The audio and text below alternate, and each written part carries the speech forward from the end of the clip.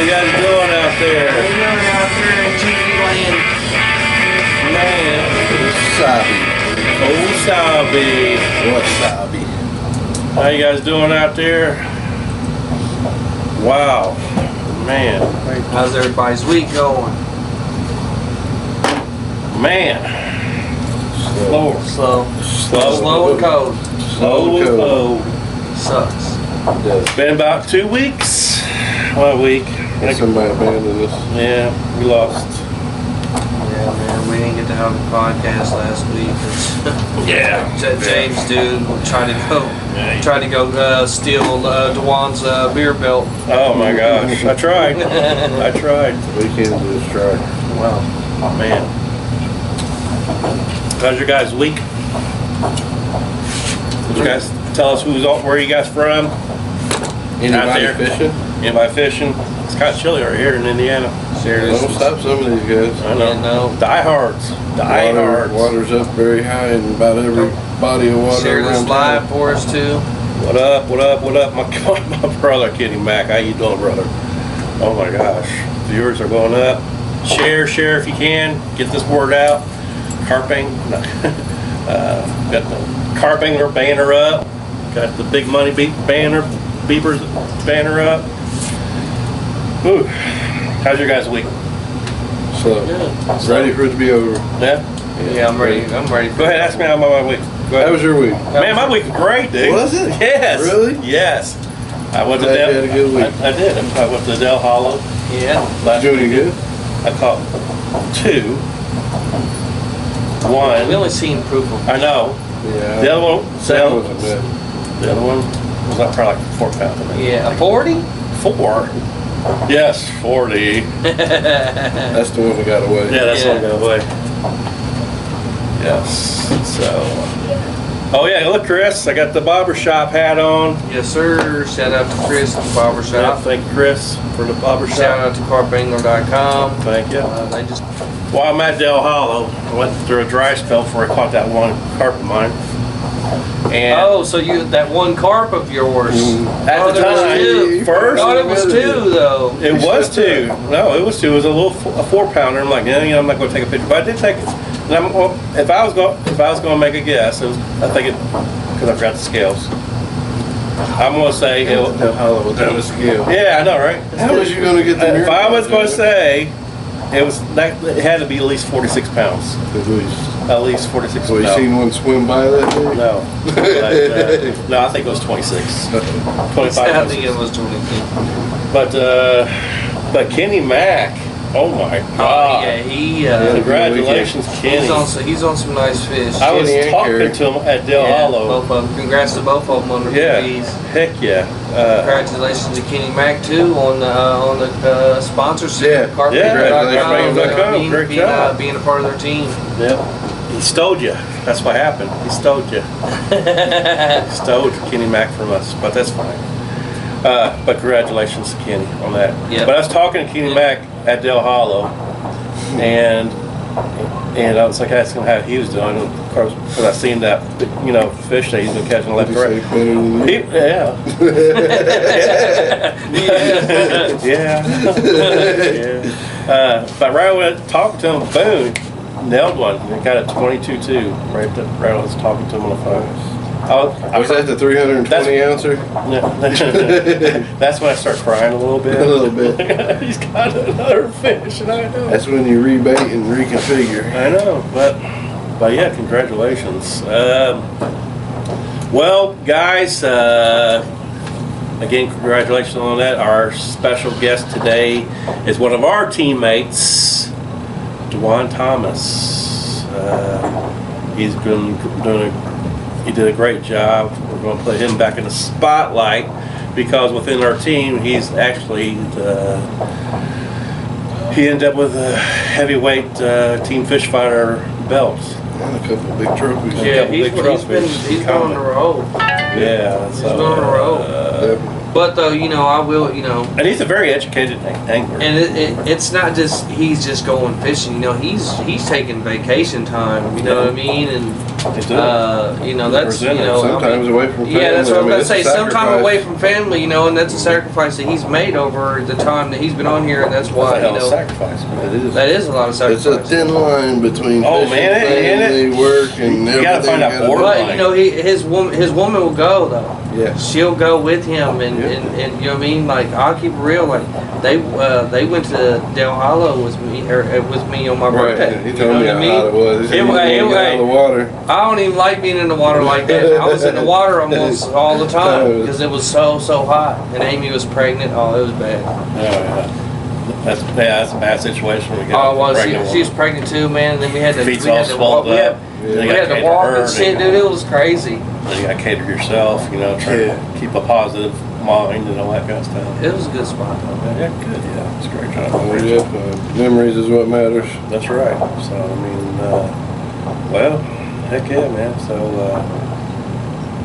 well, you guys want to go call? I don't got, I thought you had a touchy subject. You said you were kind of touchy subject. You had to argue more. I mean, it's really not a touchy subject. All right, But okay, I think we should. yeah, I think there we we should. go. I think All we right. should talk about it. You know what I mean? I should. There we go. This is what I'll do, okay?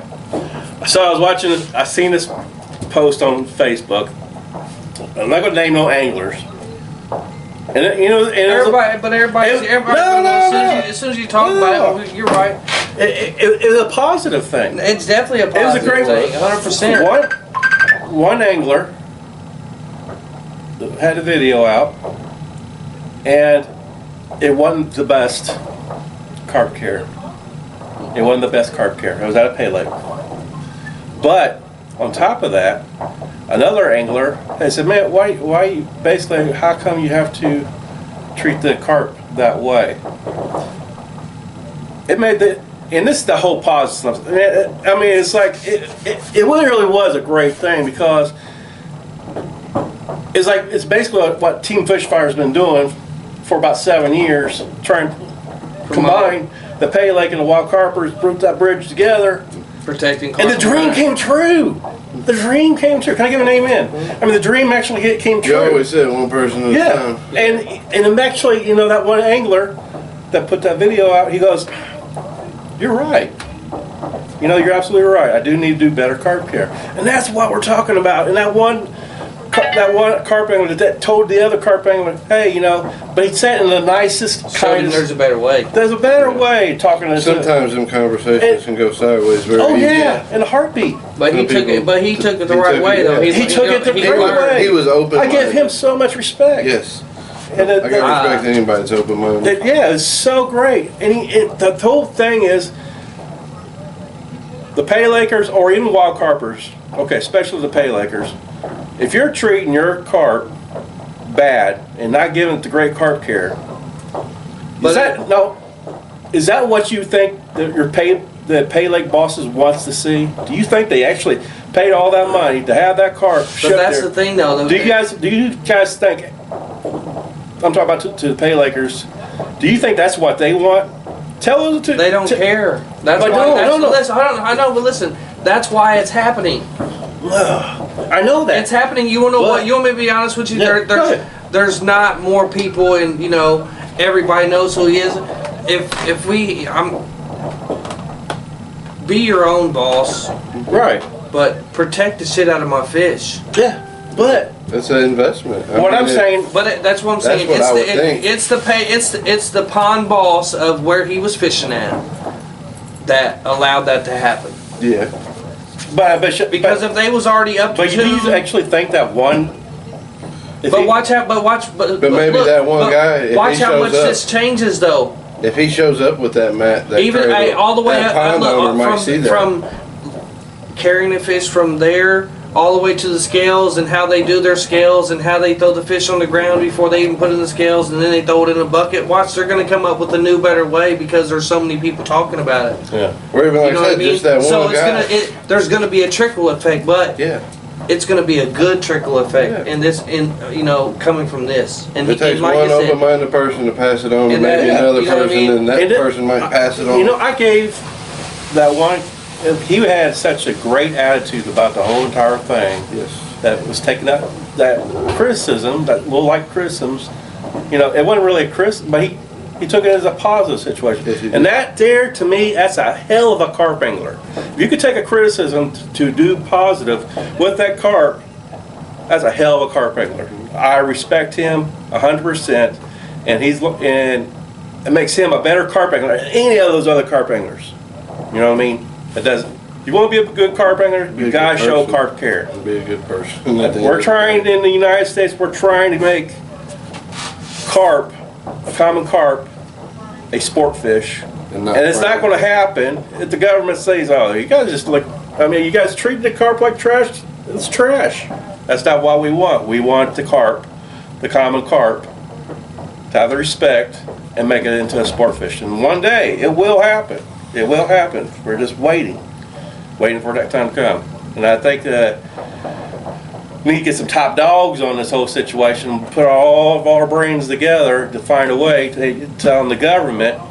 I mean, they're already in Connecticut. They're already banning boat fishing in a certain state. In that area. Well, that's what they're trying to do. That That's what them scientists are trying to do. Yeah, with, in Texas. Yeah, well, They're trying to do it with bugs. Do enough study on them so they can say, hey, this is what. Hey, these are like a these fish are 100 years old. They've been here for that long. They've been here, yeah. so we need to protect They're them. native. Yeah. But it's like the common carp and the bass. They're both invasion species. Well, bass ain't native. They're not native to a lot of areas. They've been stocked into a lot of lakes. But they're still invasion species, right? Am I right? No, bass. They're game. What? Bass are game fish. Okay. Yeah. Well, now they are. But I'm talking about they were invasive species When? at the beginning. I don't know. Okay. That's what I heard. Maybe I'm wrong. I know they're not native to a lot of areas. Yeah, a lot exactly. of areas, They're not native. They wasn't to a native. lot of areas, Right. and a lot of areas that actually have But you see- thriving large amount, they were stocked in the Right. lakes. And government, they basically said, oh, they can make all kinds of money off this stuff, you know what I mean? And taxes wise and all that kind of stuff, And so they made that. So if you do that with the common carp, all the European stuff and all that good stuff, and The angler responded. but I give him, I do too. give him 100% respect. I definitely do too. Yeah, for sure. Yeah. So, You got to. yeah, You know what I mean? So, but yeah. Like I said, it's gonna have to only way a paying customer is gonna not really do that and Right. really care is if the pond boss is It's like, being hey, enforced. we gotta change something. Yeah. You know what I mean? Like, Starts from the top. yeah. I mean, it can take one person, but as long as it gets to the top, and I mean, I it's know. gonna take it to get. To I know the it's top. hard. I know it's hard to watch everybody. You know what I'm saying? But It will get some there. of them fish, It a will lot of get them there. fish go in pristine, and they don't really stay pristine. You know what I'm saying? I've been a pay laker my whole life. You started to pay like, didn't you? I used to kick them around too, man. So when did Dejuan. when I grew up. Oh, I seen guys. I didn't know no better. Well, oh, I know. That's it. We just didn't know no better. Didn't Nobody know no taught me better. how to, you know what I mean? How to We do were late proper bloomers to the carp internet. That was- We didn't know that was the whole anything thing. about the Euros. And that's another Nothing. thing. Special wild carpers, they do this stuff too. They automatically shoot before they, hey, don't hurt your carp like that. What's wrong with you? I mean, well, I don't know. I'm just a beginner. You know If what I you're mean? in any of the Euro groups, they go. Nuts. They do. I mean, if you have a barb on your hook, I've seen a whole post about found a There's hook with a just barb a in certain it. way you should talk to a carp angler with respect. You treat somebody with respect, you're going to get respect back. You know what I mean? So, It's anybody. yeah. But, Yeah, it is. But hey, got any kind of special events happening or anything? No, No. the MCM's, the MC or the new tournament started. The Yeah. new series. Or Hubbard's opening up tomorrow. Huh? Hubbard's opening up. They've been open. Well, I mean, Actually, their season's actually opening up, isn't I it? think it started last Friday. Nah, they've been open for a couple. They've been doing it really by the weather. Yeah. You know what I mean? Like they might be open Friday if it's warm, or Saturday and then be closed Sunday. Right. But they got a tournament there this Sunday. Yeah. What tournament is it? It's the second qualifier of Yeah. the year. It'll probably be a good turnout. They had last weekend at Highway. They had 56 or 50, between 56 and 58 people, I think, somewhere right there. All right. So Well, took 20-pound fish to get on. So there we go. and see though it's different this year. So the three people that won last week, say 2 of them come in first, second, or third this week coming up. That blocks somebody else from getting in. They just don't get in. Well, it keeps it. Instead of giving it to the next spot. Instead of being 90 people in the championship, it might be less. It's definitely gonna be less because somebody's got blocked out. If people, it's the same people keep getting coming first, second, third, first, second, third. It's gonna block people from getting in. So it might bring it down to like 65. And then that's more money per person. I mean, fishing in the championship. It's because the payout's gonna should be the same. Right, and but there's less people. Yeah, so that'd be less more people, money per angler available. Yeah, up for grabs. Yeah, yes. You know what I mean. So it's just that'd be cool. It's gonna be good. Well, you guys want to go on? Man, I don't know, man. We think we should make him wait a couple minutes longer. Man, it's gonna be past his bedtime, man. It's like, you know, boys, he just sleeps. He's like, it's past my bedtime already. Yeah. 4:45 comes early. 4:40 what time?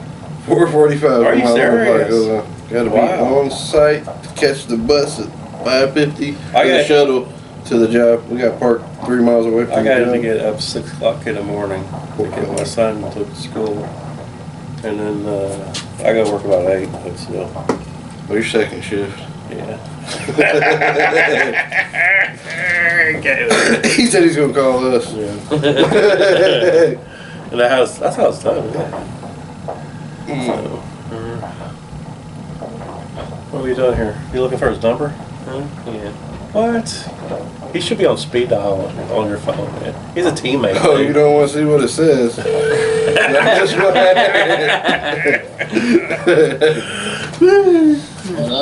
What up, Dejuan? What up, brother? How you doing?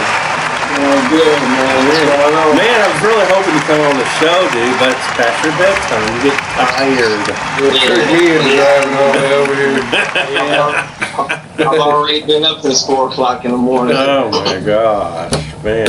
I can imagine, man. But wow. Well, Dejuan, what's new with you, bro? yeah, what's new with you? Not much, man. Pretty much the same old same, man. You know, don't too much change for me. Being a dad, working a full-time job, trying to get some carp fishing in when I can. Being a parent, that's the toughest job ever. Yes, it is. It's the worst shit I've ever been in. It's the learning experience every day. Man, it makes you who you are, though. Can y'all hear me okay? Yes. Yeah. Yeah. What about everybody watching? Yeah, Can you guys hear him? thumbs up. What's up? What's up? But, well, Dejuan, man, I swear, man, you're one of the best anglers I know. You know. Man, I don't know about all that, man. Yeah. Man, I told you I was built you up. You put the time in, bro. When you put the time in, Man, he gave results. No, so he gave me $50, and man, hyped me up. Hyped it up. I'm like, all right, man, heck yeah. So I mean, I'm trying to say all the right. Did you trade him for a 30-pound buff? Yeah. Man, that's crazy, man. Hold up, you charged me $100. I didn't have to pay nothing. Yeah. Oh my God. There we go. We know who the pick of the litter is. And this is why he makes the beast mode medallion every year. I don't know, the last couple of years I've been grand. James, I forgot about me. Yeah. You probably fell asleep, didn't you? Who, me? Yeah. Nah, I ain't falling asleep. You don't watch our show all the time, do we? We're never on time, ever. We always leave the host. Hey, we was actually sitting here on time, and it didn't. I know. James made us late today. Yeah. What? He made us late just because we was on time. Yeah, And he bragged about it. Yeah, he's like, man, he was sitting right where he's at right now. Watch this, we're on He's time. like, I'm about to mess man, it up. this, it's crazy. We're never on time, and Then he stood over there and he couldn't find the site. yeah. Here we are. The show was- started at 8 just because we went on the show at 8. But the show started. I think it's time James handed all over to somebody who can keep up with it. Oh my God. It's definitely a full-time job. I will give him that. Paul's doing pretty He good. stays busy. He's the hardest Paul is working man in the definitely carp busy man. business, man, I promise. Yeah. I try, man. One of them, I would say. Yeah. You know, I do got a lot of good, decent teammates that are hard-ass workers on this team. that, is dedicated and all that stuff, I always feel like, sometimes I feel like I want to give out report cards every year. Okay, this is how you guys did this year, We feel the same way about the teacher. DC. Man, we can't even call ourselves the Dirty Dozen right now. I know, right? We're short. We're the Dirty 11. Yeah, we're short one. Yep, you hear that? 17 people that's watching. That's fine. But They're jumping James's inbox. well, Dejuan. Definitely curious about it. Yeah, what's up? So here we go. We're gonna hype you up again. Can't help it, bro. You can't help it, man. Yeah, I know. Man. It's in your blood. So you just bring out that aroma.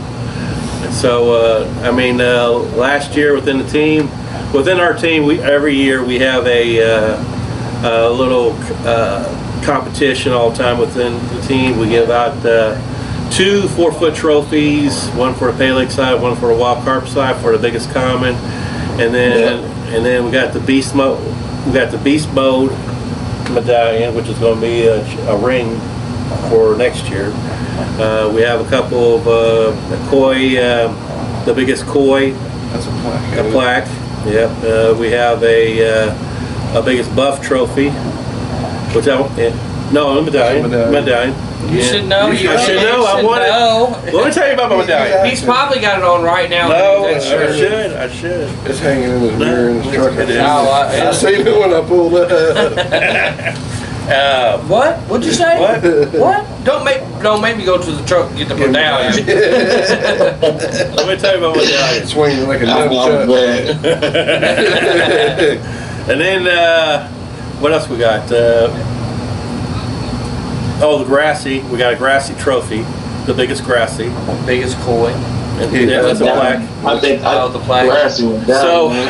and I tell you, Dejuan, you basically dominated Last year. all last year. Last year, man. So you end up with the biggest common 4-foot trophy, which you know the weight of it real quick on top of your head, don't you? Yeah, I did. I'm surprised it held up. Yeah. It was actually pretty torturous. It was actually pretty. I hear an echo. My bad. Yeah, you probably got your phone up or something. You're watching this, aren't you? Maybe I got it too close. Can you hear me all right? Yeah, I can hear you good, but. All right. Yeah, I'm surprised that it held up. You know what I'm saying? I mean, knowing that I'm on a team with a group of good anglers, and then it was 32. I got it early in the year. Yeah. And everybody telling me about trips and stuff throughout the year after my trip. Yeah. And I'm just like, oh man, they're gonna beat it this time. And I was surprised it held up. Yeah, 32. These last few years, I'd say last 4 years, I'd say as a team we've elevated each other. Each year the big fish seems to get bigger, and it's consistently a decent, beautiful fish. Right. Yeah. And so he ended up with the biggest 4-foot trophy on the. I think as a team, there's been records broken as far as big fish. They have. That this came in the last few years. And on top of that, you have to get a list together of the record. I should. As a team, yeah. I should. And on top of that, you end up with the.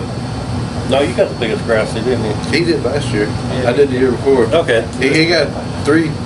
How much? Yeah. What was that? What was that grassy? What was the size of that grassy? Like 60, I think. 60. Yeah, it was about 60 on the nose. It was a little bit. That was a kind of peeled a little bit, but it was 60. It was a 60. Hey, you guys get a hold of Dejuan, ask him about the recipe. Dog shit and Wheaties. Hey, he tore him up that day. Has to be fresh though. Yeah, it has to be fresh. It still has steam rolling off of it when he's packing it's it. It's got to be that early morning. I seen it with my own 2 eyes. If I'm throwing pack, it's bottom feeder baits. The tournament blend, that's what I've been landing everything with. I do, since we don't make flavors, I go to WCB. Yeah, World Classic Bait. Yeah. So that's another good company. World Classic Bait's a great. They've been around for a long time. I was about to say they've been around for a long time. And the people that's behind them that's been there the longest, like Gilbert, Rick Slinker, you know what I'm saying? Like, them dudes been around for a while. Magdalena and her crew. Yeah. Some of the OGs. Bernie. Carp Angler. Yeah, some of the originals. The original OGs. That's who I reach out to when I always get a big order every year. I got tons of it here now. So. And who else? That with the bottom feeders though, it's been It's a deadly combination for sure. You know, made a lot of PBs. And Kenny caught some of his on bottom feeders. Yeah. Appreciate you guys that reach out to us. I got my first PB in Indy out of the canal with Carp Cocaine. This was That was when the west side was still open. I was in like 13 or 14. Yeah. Okay, but the main thing that I feel like it's the most special trophy is the heavyweight mirror belt. I feel like that's probably the most special In Indiana, it's a rare fish, so if you do get a good one, you had to travel and you had to put some work in to get it. And how big was that mirror one? Last year it was 35.8. 35.8. 35.8. Wow. And I just want to say, I feel like you cheated me out of that last year. He almost cried. When I cried. Me and Dejuan, was it last year or the year before that? It was last year. Yeah, it was. And last year, me and Dejuan went to that area. And no, it was the year before last. That's what I thought. Okay, never mind. I promise. Yeah, but no, you're right. You're right. Rickey threw me up. You had to leave with the 33, and then I came back and I walked you with the 40. Man, you came back a week later. You had to plan. You had this plan, man. But that's fine. You did great. Thanks to Kenny Mack, I was able to, get out there. Yep. It was all on the humbug. I think I had maybe about a week or so ahead of time, and I reached out. Yeah. He let me do my thing, blessed me with the boat to get out there, and Kenny, I was able to get on. Kenny was awesome, dude. Kenny. Fish, I was only out there for 3 days. I got the fish into the second day. I got it noon into the second day. So that's cool. That's cool. You seen that? You seen Kenny's fish, right? Which one? Which one? The one with the big old head. Which one? The 320 ouncer? That's a lot of weight. That is. I'm gonna tell you something. Kenny Mack has got the most beautiful carp I've ever seen. That is a gorgeous carp. The head and the tail on that thing was crazy looking. Well, just that big four. Just imagine if he really did do the big four. That would have counted. He would have won for sure with the big four. He usually, I think Rick won it last year from Del Hollow. Yeah. I'm not just talking about the recent ones. I'm talking about the ones he's been caught too, man. I don't think he's posted most of them, man. But he's got some of the most beautiful big fish that I think I've ever seen, to tell you the truth. Once I got a chance to, hanging out with him and got a chance to, see his resume as far as fishing photos, I was completely blown away. You know. You got your first question, man. Paul Massey said, "Question: What is your favorite hook bait rig?" What's my favorite hook bait rig? Yeah. Man, I'll go with a very simple hair rig, man. It's very simple, dude. It's one of the most basic tied hair rigs that you can do. But what I'll do is I'll alter it depending on where I'm at. Depending on where I'm going, I'll alter it. I'll put a kicker on. I'll put a split shot on if I'm fishing a pop-up or something. So that's pretty much, Oh, so you put a little split. Keep it simple. So you put a little split, maybe a couple of split shots, and you make that hook dangle a little bit. Yeah, let it pop up off the bottom. You can control how high with the split shot. Yeah. Or any type of tungsten putty or whatever way. You can use some tungsten, like the weighted putty, or if you don't got that, you can use a split shot. Split shot works almost just as good. I think the putty slides in a little easier. Right. The fish can feel it go right in. Either way, I've had good success. I've had good success with the split shots too, though. Either way, I seem to lose both every fish. I either lose the putty or I lose the split shot every time I catch a fish. Cause I never clamp the split shots tight. I just always put them on there just enough to do the job. Yeah, because you don't want to damage. I'm afraid of damaging the line. Exactly. You know what I mean, or the braid. A lot of them, you can see the groove on the inside, and that's pretty much putting a big kink in your line. Yeah. Weak spot. A lot of my rigs are so basic, I can use them over and over and over again. That's the way mine are. I switch them up. Unless I lose them, or they just really, the line, where you're casting, before you cast, you leave a little bit of line on there. After so many casts, that line gets a little wrinkled up. I like to cut that off after a while. Oh, yeah. Hey, I don't mean to cut you off, Dejuan, man, but a few minutes ago, man, when we was, obviously we do giveaways. A lot of people may know him. His name's Isaiah Myers. he hit me up. He was like, "Hey man, I want to drop you guys off some flavors to give away on the podcast tonight, man." So I'm gonna be. You guys go ahead. I'll be right back. Go ahead. So when you, I know you're of course you mainly do all wild carping all the time. You don't do pay lake, but I grew up pay lake. Yeah, I know you do. Yeah, I know he remembers Lee. You and Ricky both did. Lee and Wah. You know, that's a special thing about you and Ricky. You guys grew up together as kids, and you guys. It was almost like that Step Brothers thing. Oh, Yeah. you fish? Yeah, you fish. Are we best friends? I think so. I mean, it kind of was. Sounds cheesy, but I mean, that's almost really how it happened. That's exactly how it happened. We was kids. We didn't know no better. We was in All middle we knew school. was what we loved to do. You know what I'm saying? I think I was in 6th grade when I met him. No shame in it. Yeah. What, you guys meeting in school? Yep, we rode the same bus. He moved in, and we both caught the same bus, and we was What both the school is last that? to get off the bus. Ricky invited me over to play some basketball. I went over there and spanked him in some basketball. He was about 8 foot taller than me. Hey, we got some. Hey, what up, man? Hey, how you doing? Hey, we got little Isaiah Myers right here. He's coming in, man. He wants to donate some flavors Thank you, to the sir. man, podcast, appreciate to it, give man. them a giveaway. Yes, sir. All right, man. Appreciate it. Appreciate it. What's up? You got another share for him? You got, Yep. you want to Nah, see? he's good. He's you know what I mean. He's gonna chill for a minute. We're gonna let him pick the number Yep. Okay. tonight for the giveaway. Heck yeah. Obviously, you know there's a Don't bag. let James see it when you're ready. Yeah, I kind of wrap things out a Yeah, little he bit. does. So- He has an inside. So five, bag. so 5 bottles of flavor Yeah. and some tournament blend. Okay, yeah, we do that. Hey, that's enough for a And session. You just need a And can you of can corn. write, you can or write a two. number down right here. You know what I mean. We'll do 1. It took a while last time. I got Yeah. bedtime. We'll just do between Juan's one, got bedtime. between Yeah. 1 We're on and the same 1,000. page there. Shane Yep. Fitzpatrick said, "What's up, Isaiah?" See, I like this. I Yeah, like when everybody- guest comes on in here. Nah, Yeah, man, but hey, this is a Surprise good. guest. This is a good thing. How old Yeah, are it's a you? great thing. I'm 16. I'll be 17. 17, that's what on it's about. Saturday. You That's know what I the mean? future. Like he didn't have to do it. This young man's only 16 years old. You know what I'm saying? And you know that just goes to show like, reach Already one, guessing. teach one. Hey, shout out to his dad though too. Come on you know up. what I'm saying? Come on, Dad. Come on into the show a little bit. How you doing? What up, fellas?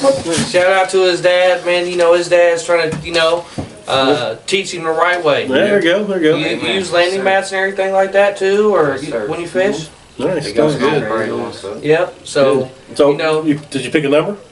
yep. All we right, so, what's the Let me see, number? I'm blocked. I mean, what's it can't, between? we can't. No, no, no, no, no, no. It's James between. blocked you. Yeah, you can't. Don't let James see. It's between 0 Is there something in and front of that? 1,000. Okay, 0,000. First person that gets that right number between 0 to 1,000, Let them know what you know, you get a bunch Yeah, of what flavor wicked is that? flavors. Let them know what flavor it is. different- Who's pack the based flavor tournament. by? Are you you got any sponsors or anything like that? Not or yet. no, not Trying yet. not yet. Just trying to. All right. Just We represent. got 5 different wicked flavored bottles, all mixed with monster crab. We got mocha, banana taffy, amigo grape, butternut, You make and you know the hemp, numbers. all mixed with monster crab. You know the numbers? Mm-hmm. Okay. I'm not telling you either, James. Which one's your favorite?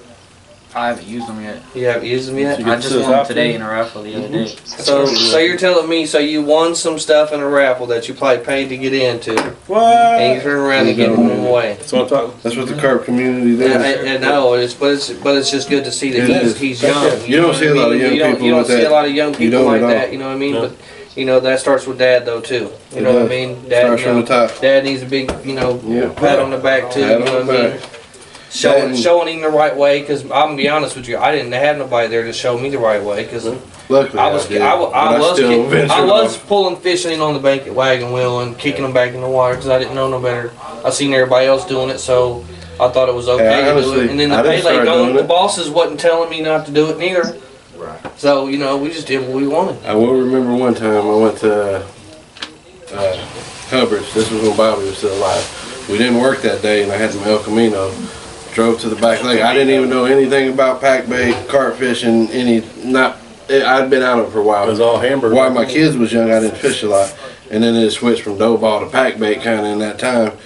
And I went out to Hubbard's, and then we went doing nothing. I went to the bait shop, got in to eat. Bobby didn't eat anything else. I was like, I'd be nice to catch a fish. He's like, oh, get some of this, go back over there and throw it, just let it sit. And it was his red rocket bait he used to make. It was a millet bait. Went back there in 10 minutes we had a fish. I remember we drove that fish in the net in the back of the El Camino up there. It was flopping over the tailgate. Like I said, we didn't know no better. Bobby did not like that. He went off on us. He helped us out, but then he went off on us in a nice way. Like, hey, don't do my carp like that. I won't count it if you catch the next one. There you go. Yeah. And then I didn't know no better. Like I said, I actually seen a fish fighter video. That was what got me doing carp care. And then look at you. And you're welcome. End up being on the team and shit too. I remember that stuff. Like it was yesterday. I do too. Yeah, I forgot. Come on, man. Y'all better speed them guesses up, So, man. hey, Dejuan, you still there, Dejuan? Dejuan? Oh, yeah, he's there. I'm here, bro. I'm here. You're there? Okay. So, I know you do a lot of wild carping. When you go to different wild water lakes, is there certain flavors for certain lakes, or do you always just use that one flavor each time for each, Oh man, sometimes that does work a lot of the times to show up at a spot you've been we to. got winner. Sorry. You just kind of know what works. And sometimes you can show up, it could be a different time of the season, and it'll completely change. We have a winner. Sorry, Dejuan.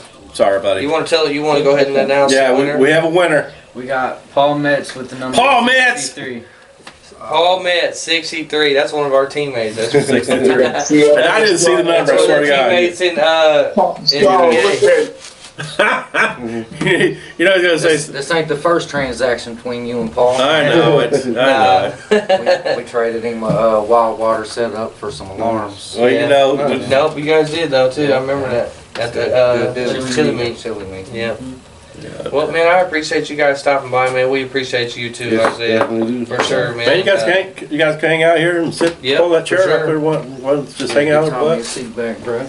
Yeah, man. We appreciate you guys, man, for sure. Though, I mean, you guys, like I said, you're more welcome to hang out. If you got any questions for Dejuan, feel free to jump in and feel ask. free to ask Dejuan any questions. You know what I mean? If you guys got any questions for any of us, grab that chair. See if you see another chair somewhere else. Pull it up behind Tom. I'm gonna walk out there. Is there another chair, Tom? yeah, he's fine. No, I mean, is there another chair? No? All right, I'm sorry, Dejuan. What was that, bud? You talking about the flavors on certain different lakes or something like that?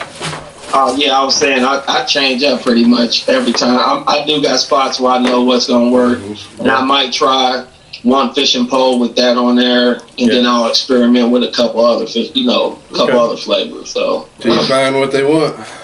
Yeah, I'm known for having 3 different flavors out there sometimes. Yeah. And sometimes the flavors even be mixed. So maybe that's what happened to me in Del Hall, because see how I only caught out 2 carp. Yeah, look. See how you look. I know you guys are wondering. 2 carp. 2 carp. One was 4-pounder, which I didn't bother to even take a picture with. Yeah, he don't want to say because it's negative 1. That means he would have blanked. And then the other one, and I swear to God, I know Lisa was about 45 pounds, but my wife says it looks like it's 25. Kenny Mack says he has a question. Oh, okay. Go ahead, Kenny. what's up, King? He's typing. I always thought we should have these phone callers actually call in. Caller 1, go ahead. Caller 1. Caller 2. The one is caller 1. Yeah. Like how phones ring Jacob out there. Eversole said, I see you, Isaiah. See you, baby goat. In cold water, do you prefer sweet flavors or crab, shrimp, and raunchy stuff? Oh, nice. I like the raunchy stuff. I think sweet flavors, man. Yeah, sweet flavors. That's what I have my best luck on in the cold. You can't get no better than some sweet corn, some whole kernel sweet corn in the cold water. Yeah. You think so? You think cold water you think it works better in warm weather or cold weather? warm weather. I mean, it's gonna work all year round, but Yeah, but I prefer warm Corn water. works all year round. Corn works when you're not catching nothing. Corn, You know what I'm saying? corn's when you just want to bite and you don't know, and you're sometimes that's always. And that's the same at a J Lake too. You know, when I travel around to different states and I don't know these lakes, corn. I'm trying corn on definitely one. Yeah. So the corn, when you and all fish like corn. when you use the sweet corn, do you actually put it on your hair rig, or do you actually put it on the hook itself? I'll put it on the hair rig. Do you with with all three of them, or do you add other things to that hair rig too? It depends on how the pickup is. Okay. You know, I'll try what I'll try. I'll have something on the bottom, or I might have a pop up on another one. Right. And depending on which one they hit, I might go ahead and switch my other pole to that. You know, if they're hitting pop ups, I'll switch my poles to pop ups. If they're hitting on the ground, I'll have ground bait. Okay. And if I do go to that tactic, then I'll shorten my hair. I'll use something that doesn't have a real long hair. So because that bite is going to be real it's going to be timid, really. You know, they're really not feeding too heavy, Yeah, but they're still in that cold dormant stage. You know. Also, Kenny said the same for warm water. Do you have a different preference in warm water when it warms up? Oh yeah, man. I mean, I slam them on peach, man. Peach is always. So you still stay I do love that peach, man. I got that 41 on peach. Nice. You know, bottom feeders peach, and I've gotten a lot of my PBs on peach. You know, so that's probably one of my go-tos when it's hot. And the WCB amino sprays, those are really, you know, they spark feeding frenzy, you know, especially in warm water. So Now that spray, when we went fishing together, do you open up your pack ball, and do you spray inside that pack ball or just outside the pack ball? Dang, James, man, you gonna give all my secrets away? No, I'm just playing. Now that's cool, James. You said that because that's how I can experiment with a bunch of different flavors. Right. So I pretty much kind of call them a power ball. So what I do is I'll split that ball in half, and I'll put amino. I'll put some glug in there on the inside of it. I see that. I've seen that. I then also put a little bit around the outside. Now is that glug? What company is that glug made by? That's WCB. WCB, gotcha. Okay. All right. If I use any flavors now at this point, it's WCB. It pretty much. I didn't know. Those amino aroma sprays, man. They're like they spark feeding frenzy. Next thing you know, you ripping fish. You can't even keep a pole in the water. You only fishing with one fishing pole because everything is taking off so fast, you know. Okay, So, could dig it. All right. yeah. Man, every time I've tried to do that, I've casted my ball off every time. He's over there turning them. I'm trying to spray it on there. I'll take pack it, I somebody fling it else off that does every that time. every time they I know cast. who. That's who showed Dejuan, I bet. Hey, Gilbert Huxley. That's who showed You me. can't put too much. I've had to find out the hard way too. You can't put too much. You know, I just put just a little bit in there, just enough for it to bleed out on the bottom. Once it gets down to the bottom, it's still bleeding out a decent amount of bait. You know. Would you flavor? I mean. Would you say if you add more panko to that, you think that would bind better? And then you could do as much as flavor as you want. Well, the flavor when you put a lot of what he's saying when you put a lot of liquid inside additive in try to there. split it apart. Yeah. But like if you add more panko into your bait, I feel like because that's a good combine. It also lock up. You get it. I mean, if it's not going to throw it off, that too. I just wouldn't put this much on my method feeder before I close it up. Right. You know what I'm saying? Because after a while, I noticed you fish like that amino aroma. Yeah. It's like I said, it sparks a feeding frenzy. And next thing you know, you keep on fishing like that, man. Some fish will come in there and it'll be chaotic. You know, I've had plenty of sessions where I've had all my poles go, and I'm just stuck. And people as bystanders are walking by and they got to grab a fishing pole, Right. Or like Jacob said, just a panko ball. Mm-hmm. That's my go-to when it's cold. Yeah. What kind of you use back bait? Yep. I mean, or just oats. Plain panko in the winter time. I use a little bit of everything. Oats and corn and all that kind of stuff. Oats, corn. I'm not trying to give out your pay like No, it's good. Your tournaments and all that kind of stuff. No, just Your everything. secrets. Mostly Everything. Okay, yeah. sweet. What's your favorite? What's one of your best flavors you like to use? Best flavors? Or are you allowed to say it? Which one do you think it is? I know you're a tournament person too. Probably. It don't matter. It don't matter what I say my favorite is, because it's all at a certain time that I use it. Yeah. I can tell you all the flavors that I use, but all of these spots that I'm going is certain things that I have to switch up. It might not be the same every time. Gotcha. Last question from Kenny. My favorite is, I'm gonna tell you straight up, it's the WCB Cherry. The cherry plug and the cherry amino. All right now, Gil. That's we ran out of cherry and we went to the store and got cherry Kool-Aid and K-Roll. And I'm for glug. I remember that. For glug. I remember that. And we made our own, man, and still caught fish the same. You guys were also using that jumbo corn too. Yep. We would just dip the jumbo. I know that WCB cherry glug. It almost has an alcohol like aroma to it. It's so rich. Yeah. It's real rich, and man, it's one of my favorites. Kenny Mack said, last question for me. He said, Bentley Boeing wants to know why Dejuan Thomas left him by himself on the island at Del Hollow. I wasn't gonna ever say nothing. I don't know why I left him, man. And nobody knows what Bentley is. He's a little rubber duck. Up because it was trash, Well, I shouldn't say trash, but I should have picked it up because it's not biodegradable, But yeah, man, I should have grabbed him and snatched him with me. I see y'all having, maybe he wasn't meant for me. I found a little buddy, man. I found it's an elf on the shelf, man. I took him fishing with me the other day, and I had great success too. He was pretty good. He said Bentley wouldn't even watch the show tonight. He was disappointed in you. Shit. You an upset Bentley. Yep, the rubber duck. Hey, I'll be down there to see him anytime he's ready. I think we all want to go down there and see him. Bentley's the man. Yeah. I ain't nothing but a phone call away. Yeah, for sure, man. And that's, I think that's exactly what I you need to say too. You know what I mean? I think I'm only a phone call away. I think Raphael ended up getting Kenny on his team. I think we should get Bentley on our team. We'll have to reach out to him behind. Yeah, Kenny. he'll have to start his own Facebook page and everything.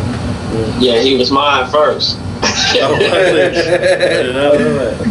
It's fun. Hey, do you have anything in your tackle box or anything that you use when you go that if you forgot at home be a deal breaker where you would turn around? Is there one thing that you gotta have every trip when you go? Oh man. I mean, I would have to say this is a PG show. That's what I was just thinking. This is a PG show, bro. Well, then keep the answer PG. Huh? Tommy said it's a PG show. I said, told him keep the answer PG. Can't go if you ain't got no trees. So the can of corn. Can of corn. Can of corn. Can't go wrong with the can of corn. Nah. If I was going crappie fishing and I wanted to do some carp fishing on the side, I would take a can of corn and maybe a little small carp rig or something. That's what I did on Easter. I took out a couple bass poles, me and my uncle, and I took one little pole and a can of corn in my addition. Caught a carp and we caught bass, and I actually caught bass, and it was fun. How big was your bass? My bass were itty bitty. If you want to catch, you'll do those things that they're gonna work. Right. So that is definitely one thing that works every probably state in the country. Hey, Dad, go ahead and grab a chair. You want to come up back there? Yeah. Good? Okay. So you got plans for Del Hollow this year? Yes, I do. I was invited out, so I am gonna try to make that at the end of the month. Yeah. Yeah. Okay. Yeah. When do you plan on going? It'll be the 23rd to the 3rd of May. Yeah. So Yeah, that'll put us down at a good time. Yeah, that should be a good prime time. Yeah. Are You know, hunting, I'm gonna go hard too, man. That's a long time. You know, last year I fished for 2 weeks. I was gonna go. I was invited to the same trip, but I've been down with my back for 2 weeks, so all my PTO is gone. I've been actually. I mean, I went to Del Hollow on Wednesday. Well, you know, that Thursday. Basically, I went to Del Hollow Thursday and Fridays. I took 2 vacation days. Then made it into like a 4-day vacation. You know what I mean? And I've been thinking about doing that all the time. Just go down there. You know, for 4 days, maybe like once a month or something like that. I don't know. I guess I should be doing it there. Yeah. Hey, whatever you do, just go down there and fish, man. That's the whole recipe, bro. Yeah. Whether you catch or not, that's the only way you're gonna catch fish. You don't catch them. You can't catch if you don't go. That's the only way you're gonna catch fish is if you go fishing. You know how many times people done told me, you know, when I got that 41 pounder, man, I just showed up on the humbug, bro. I didn't, you know, I was just trying to get out there just at a different time, and I never did it. It was what was it, May 1st? I think it was May 1st or something like that. But anyway, you know, hot, you know, you just wouldn't have thought that I would have, on that day, it was noon, it was real hot. Right. But that's when you're gonna get them. You just being out there, having that passion, just to even just be out there, you know. That's like Rickey's uncle. Even when the water get crazy. He goes down there and just fish, and he puts a night crawler on his back. Dejuan started a night crawler that trip. Oh yeah, and what he pull out? Yeah, everybody was asking me why I was taking night crawlers to Del Hollow. That was my first time going, and I just didn't want to blank, and I figured they would start feeding on that because it was raining a lot before we went down there. Yeah. Kenny Mack said he said no, it was because Bentley was right behind you. Wow. See, Bentley's been producing PBs before we knew it. Yeah. All right. I know. He was right there, man. I had his little luck on me, man. You know, everybody's like wondering, who the hell's Bentley? If you guys don't know, Bentley is a little rubber yellow duck. I wouldn't talk about him like that. He's probably. Kenny said he's not watching, but that don't mean he's not listening. Yeah. It's a little rubber duck. Trash earlier, so. But yeah, we're gonna get Bentley on our team fish fighters here soon. Team. We should. You know what we should do? We should use him as get him on a show. Get Bentley on a show. Yeah, Bentley. PB Bentley. PB Bentley. PB Bentley. PB Bentley. That's his middle name. So I'm gonna have to get his Thanks autograph. for keeping it for me, Kenny. yeah. Keep any more. If anybody else got any questions for Dejuan, if you guys want. Yeah, have you got any questions for Dejuan? Jose? Anything you want to ask him? Fire away. I'll try my best to answer. I can think of. Is you gonna let somebody else wear that belt this year or what? Ah, there you go. Said not if he They gotta earn that. They gotta earn that. They said they gotta earn that. 3-time winner, man. 3-time winner. That's crazy, dude. No, man, and this trip, man, last couple of years, I've been doing it on my first trip. I don't know if y'all been paying attention. So this trip, it might go down again. Are you telling us to watch? You know what I mean? To tell you the truth, I don't like to brag about it like that, and I think my success came, But I don't know if I should say, you're not bragging on this year, you know what I mean? Because you got to produce. You gotta stay humble.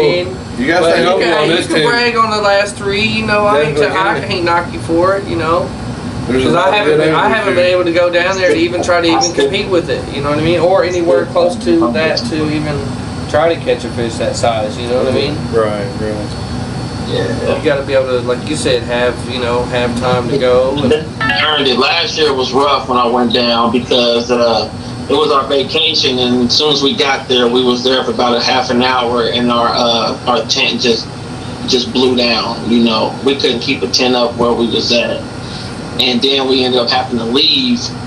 We left before the sun was going down, and we had a half an hour drive on the water, boat ride on the water, and then an hour and a half to get to the nearest Walmart to get another tent.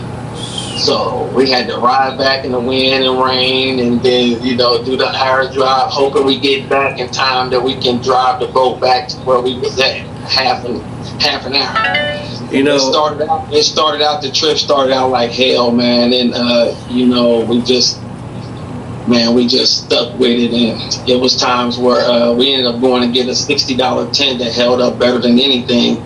It was crazy. I tell you, the thing about Del Hollow, you will go through some climate changes all the time. It's like it was just the last weekend I went there. It was so windy. I mean, we had, just like you guys. I mean, I had to actually take ratchet straps just to strap down my canopy just to keep it down.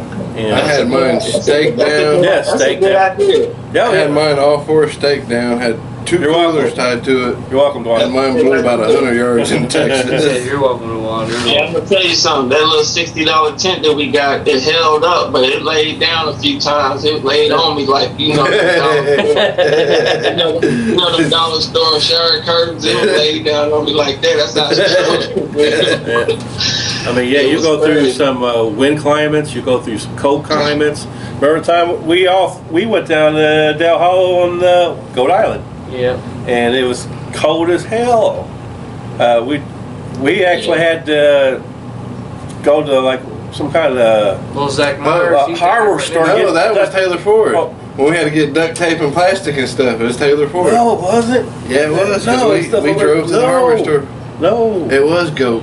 Yeah, it was Goat. I mean, we had to go get plastic and tape. We had been vents on top of our You guys tents. left me on the docks for like 3 days. I don't remember that part. Maybe you do. Maybe it's the name. We went to the other day. You guys didn't have signal. I read all about it. I didn't have anything. Let's not say we. Don't say we. Man, you guys I didn't know you was coming to the last minute. I called you guys an hour before I was getting there. I said, hey, I'm going to be there. That's when I'm 2 days later, you guys decided, hey, you know, I'm going to check on James. And here, I'm pulling up with some other boat.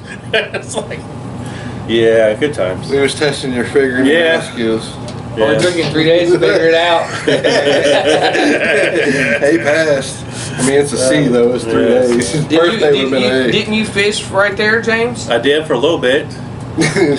But a little bit of 3 days. all the other boaters, a little bit in 3 days. all the other people were looking at me like, what the hell's wrong with this guy? Right? Huh? You got all your PBs with me though. I That's his did. medallion one. Yeah, that's because he paid you. Yeah. Now we know.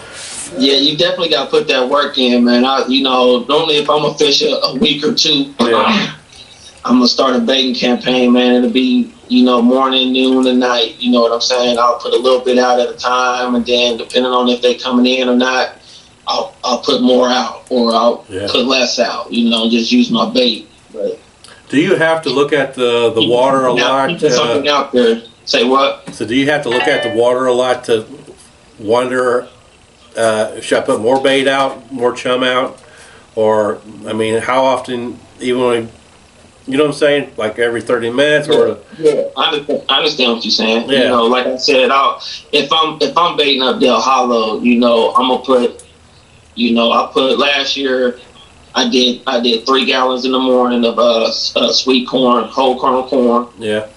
I mixed that with the field corn. Okay. And then I put a layer of like kettle cubes over that. And then I put some. Wait, are you talking about mixing it inside the bucket or just chumming automatically? Automatically. I'm talking about separately. Sorry. It's hard to keep up with me. I know. All right, I'm like scatterbrain all the time, but yeah. Do you like? Okay, I'm throwing the corn out there, and then I'm throwing out the Sorry to interrupt you. What I did. Yeah. Go ahead. Go ahead. Hey, you lucky I ain't there, man. Oh my God. I get excited, man. I get going on. Sorry. Go on. Jeez. And okay, now, let me break it down before James interrupt me again. Yes. What I pretty much do is try to make a supreme pizza out there. You know what I'm saying? I'll pick a good area to fish, and I'll try to pretty much make a supreme pizza out there. I'll start off with like some field corn. Yeah. I try to mix some whole kernel in there. Yeah. Depending on what I got. If I got kettle cubes, I'll throw that out there.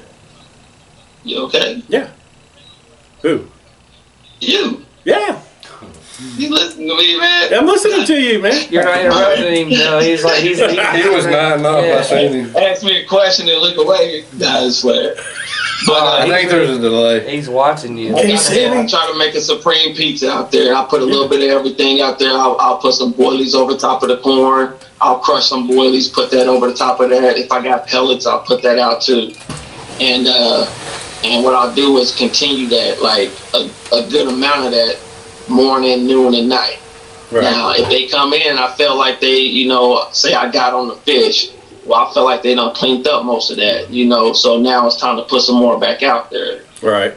So, yeah, if that answers your question. Yeah. I think that answered Paul Metz's questions, too. What I did... Because he asked if you bait while they're still biting or if you wait till they quit biting to bait again. Yeah. Let's say I bait at night, right? And I wake up in the morning and I get on the fish, or if I get on the fish at night, I feel like if they slow down, that bite slows down, I feel like I need to put some more out there. Gotcha. But besides that, I'm gonna bait up morning, noon, and night. You know what I'm saying? Yeah. Just to keep something out. If the fish change that, what I'm saying, themselves. Just like fish in the fish tank. Yeah. They get used to, feeding times. They come up to the water. After a while, carp will do that too. The wild carp, it'll take a long time to get them to come up and see you. But if you keep food out there on a regular day basis, they'll get used to that and they'll come in and they'll feed and yeah. You'll get different shoals of fish that come up and go out. So. Just keeping something out there. Yeah, because you and Kenny Mack caught a fish that was the same, that was like several miles apart, didn't you guys? My son did. That's right. Kenny Mack and my son did. Mm-hmm. I got my son's picture. He got a 28 mirror on that trip that James got left. That was when we went to the marina. We went to the marina to go pick him up and miss fish. And, but anyway, when he got there, Hunter and Dejuan Jr. ended up catching 28-pound carp. Mm-hmm. Yeah. And, both of the kids had big fish. Find out, I got Dejuan's photo of this carp on my phone, up until Kenny Mack had caught his fish. So I'm seeing this fish every day, every second when I'm pulling my phone out. So Kenny Mack caught the fish, and I think it was 4 pounds heavier. Mm-hmm. I think it was 4 pounds heavier and about 20 minutes away from where we caught it at. And, it was the same fish. I got to looking at it, and then I zoomed in on my son's fish, and I zoomed in on his fish, and I get to looking in real close, and, they like fingerprints. So, yeah. See, that's a lot of people think the same spots hold the same fish, but that just proves they move. They keep going. They definitely move. That's all they do is eat and move. So that's like 4 years. That was basically 4 years later, isn't it? No, it was the next year, I think. Next year? The year after. I think it was the following year. It was the one we caught when we went to go the last time. Do you think that carp runs in schools or just individuals? I think you might catch real big carp being loners every now and then, but I do feel like they're a schooling fish up until they get size on them. And I think even some of the big ones sometimes school up, because usually when you get on the big ones, I think they will when they're feeding. Yeah. Time. Huh. But I think it's hit or miss though. I think they do school up and they will, single out sometimes. Because like that day I caught my 41, I caught a 23 that night and then woke up. No. I caught that 23. It was early that morning, and then I got the 41 at noon. So I caught a 23, then went straight to a 41. So obviously that big fish was just out there, and he was just, cruising, Huh. Yeah. So that's how I feel about it, at least. Yeah, that's what Shane. I ended up catching, I think, only 7 fish that trip, because after I got that 41, right. It don't matter after you get a 41.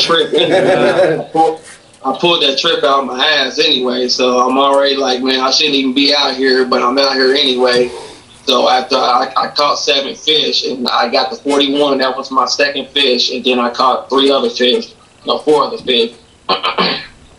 And I said that wrong. It's 5 other fish. I had 7 fish total. But sounds like James now. Yeah. I got one. I mean 2. So, of course, Dale Hall is a very, very special lake.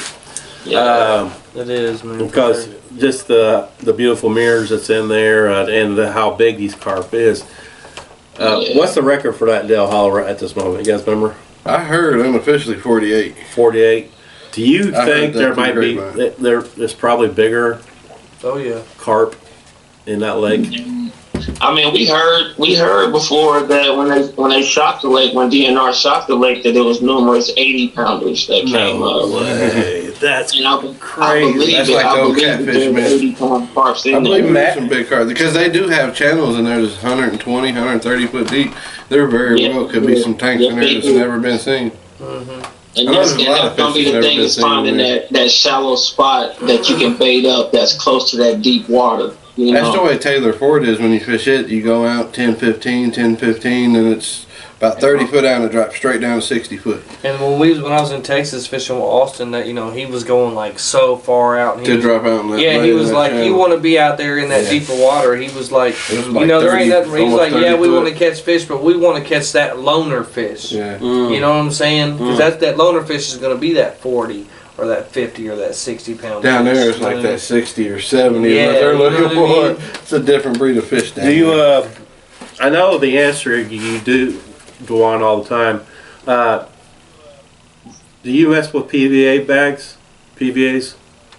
Oh yeah, man, I'm gonna tell you, my game is about as versatile as a ninja. Yeah. Yeah, I got a little bit of everything in my arsenal. I keep a little bit of everything with me at all times, just about. So I can cover any base if I need to. If I don't have it, I'm coming up with an idea to get the same presentation out of things, or sometimes you got to be that fluent with stuff, on the fly. What do you put in the PVAs? Bait. Yeah. Oh, a good idea, bro. Wow. I did really. That's Really? So that's what you. That's what is boilies. I mean, what do you prefer that you put? Oh man, I'll do a little bit of everything. I'll do boilies. I'll do pellets. I'll do the ground pack from Mainline. I'll do that. I'll crush boilies. Mainline's got some good stuff. In Michigan. In Michigan City, I was crushing boilies in my pack. Yeah. And I was also using, I was taking PVA and I was putting 10 to 15 boilies in a PVA bag too, Okay. So you do? Busted. Every time I did that, I busted 24 or over. Every time I did that. Another question. Do you think that a bigger bait, bigger fish, or pickups?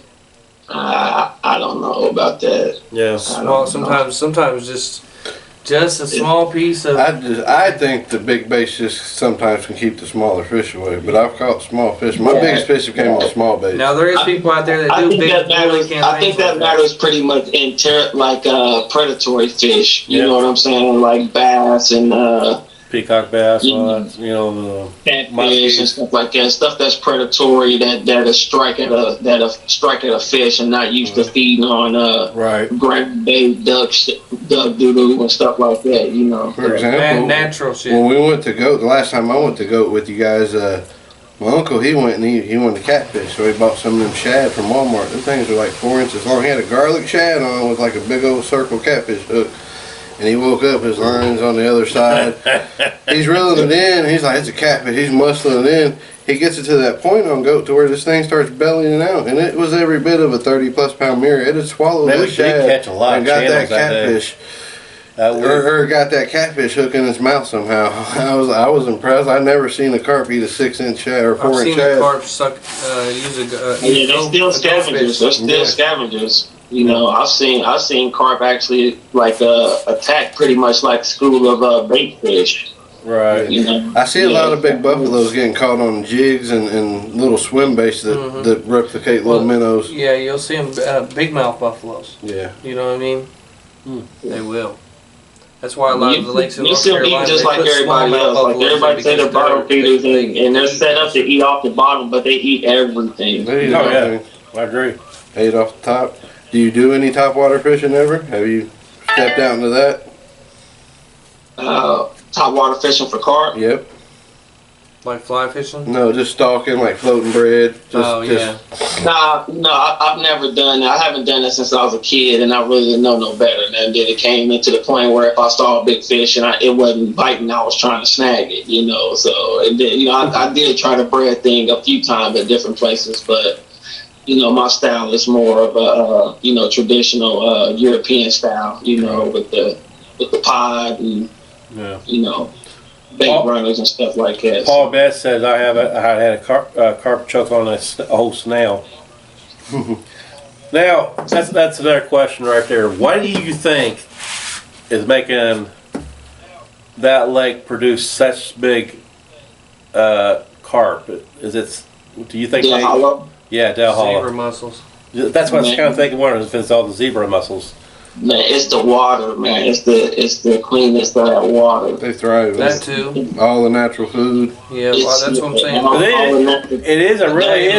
The clean water is going to keep everything else clean and healthy too. So all the food and everything that those carps are eating is big and healthy too. You know. Because that is a man-made lake. Yeah. Army Corps of Engineers. Yeah, it is. You know, the town they drown. Yeah, that's great. That's it. You ain't watched that, you need to check that out. Yeah, the town they drown. You know, read up on Del Hollow because it's all the underwater structures is still in place. Underwater structures. You know, goat. It sits right there by what is that? Is that a school, Ricky? Yeah, it sits by a goat. School. There's actually a grave out there too. There's an 18-year-old boy who it was back so far ago. His parents got him a horse for his birthday. He took off on the horse, decapitated himself in a tree. Dang. Dad didn't have money, so he made him a casket, and this casket was out in their yard. And when they flooded the lake, or when they built the school, they built a building, dug it up, and realized it was there, so they encased it in concrete and built around it. And when they demoed the building to flood the town, it's that casket, and that boy is still underwater. Wow, that's crazy. Now, he didn't float up. He's still under there. The scuba divers actually go down to see him. Yeah, he's encased in cement. It's like part of the footer, I believe, of one of those buildings. Hey, it was funny too when we was there. I think our first trip to Del Hollow, you know, I had my tent and stuff all the way to the right. And at nighttime, you remember when it lit up real crazy? Yeah, yep. You remember that when it was like the water in the sky was glowing? Yep. It was a sight to see. And that's why I think Del Hollow is it's a really, really special place, man, because at nighttime, man, the moon, it'll light it up like the sun at night. Yeah. You know, it's crazy. If you spend enough time out there, you see some of the climates that come through there. It's truly stunning. Incredible. You know, I love it. That's my favorite place. So it's God's country for sure. Definitely. Yeah, it's definitely nice. Oh, yeah. And I've only seen just a fraction of it. You know, I want to. And that's the thing between every angler. I think we've all only seen a fraction of. I still think there's a lot of unexplored places. Yeah, exactly. And that's you know, that sparks my curiosity too. And then I love to fish like I do. So it's like, you know, it's a win-win. Endless. It's endless. You can't go wrong with Del Hollow. So when you go out there and chum, do you take a kayak or a boat out there and just chum at certain spots where you're going to be casting to, or do you just? I know what you do. I'm just like. My bad. Go ahead. No. Finish up. My bad. I'm sorry. You're fine. No, go ahead. This is your show. It's okay. You know. So. It's your show, man. You run the show. But anyway, sometimes I use my good friend James Sanders' kayak. You know, he let me use his kayak sometimes. You know, he's a blessing too. I want to give a shout out to James Sanders for this opportunity. You know, I was always excited, you know, to be a part of this team and all of that. So, and that kind of drives my passion every year. You know, I think it's not only do I want to be the best for myself, but too. You know, yeah. So we thought it was the mirror belt. Yeah.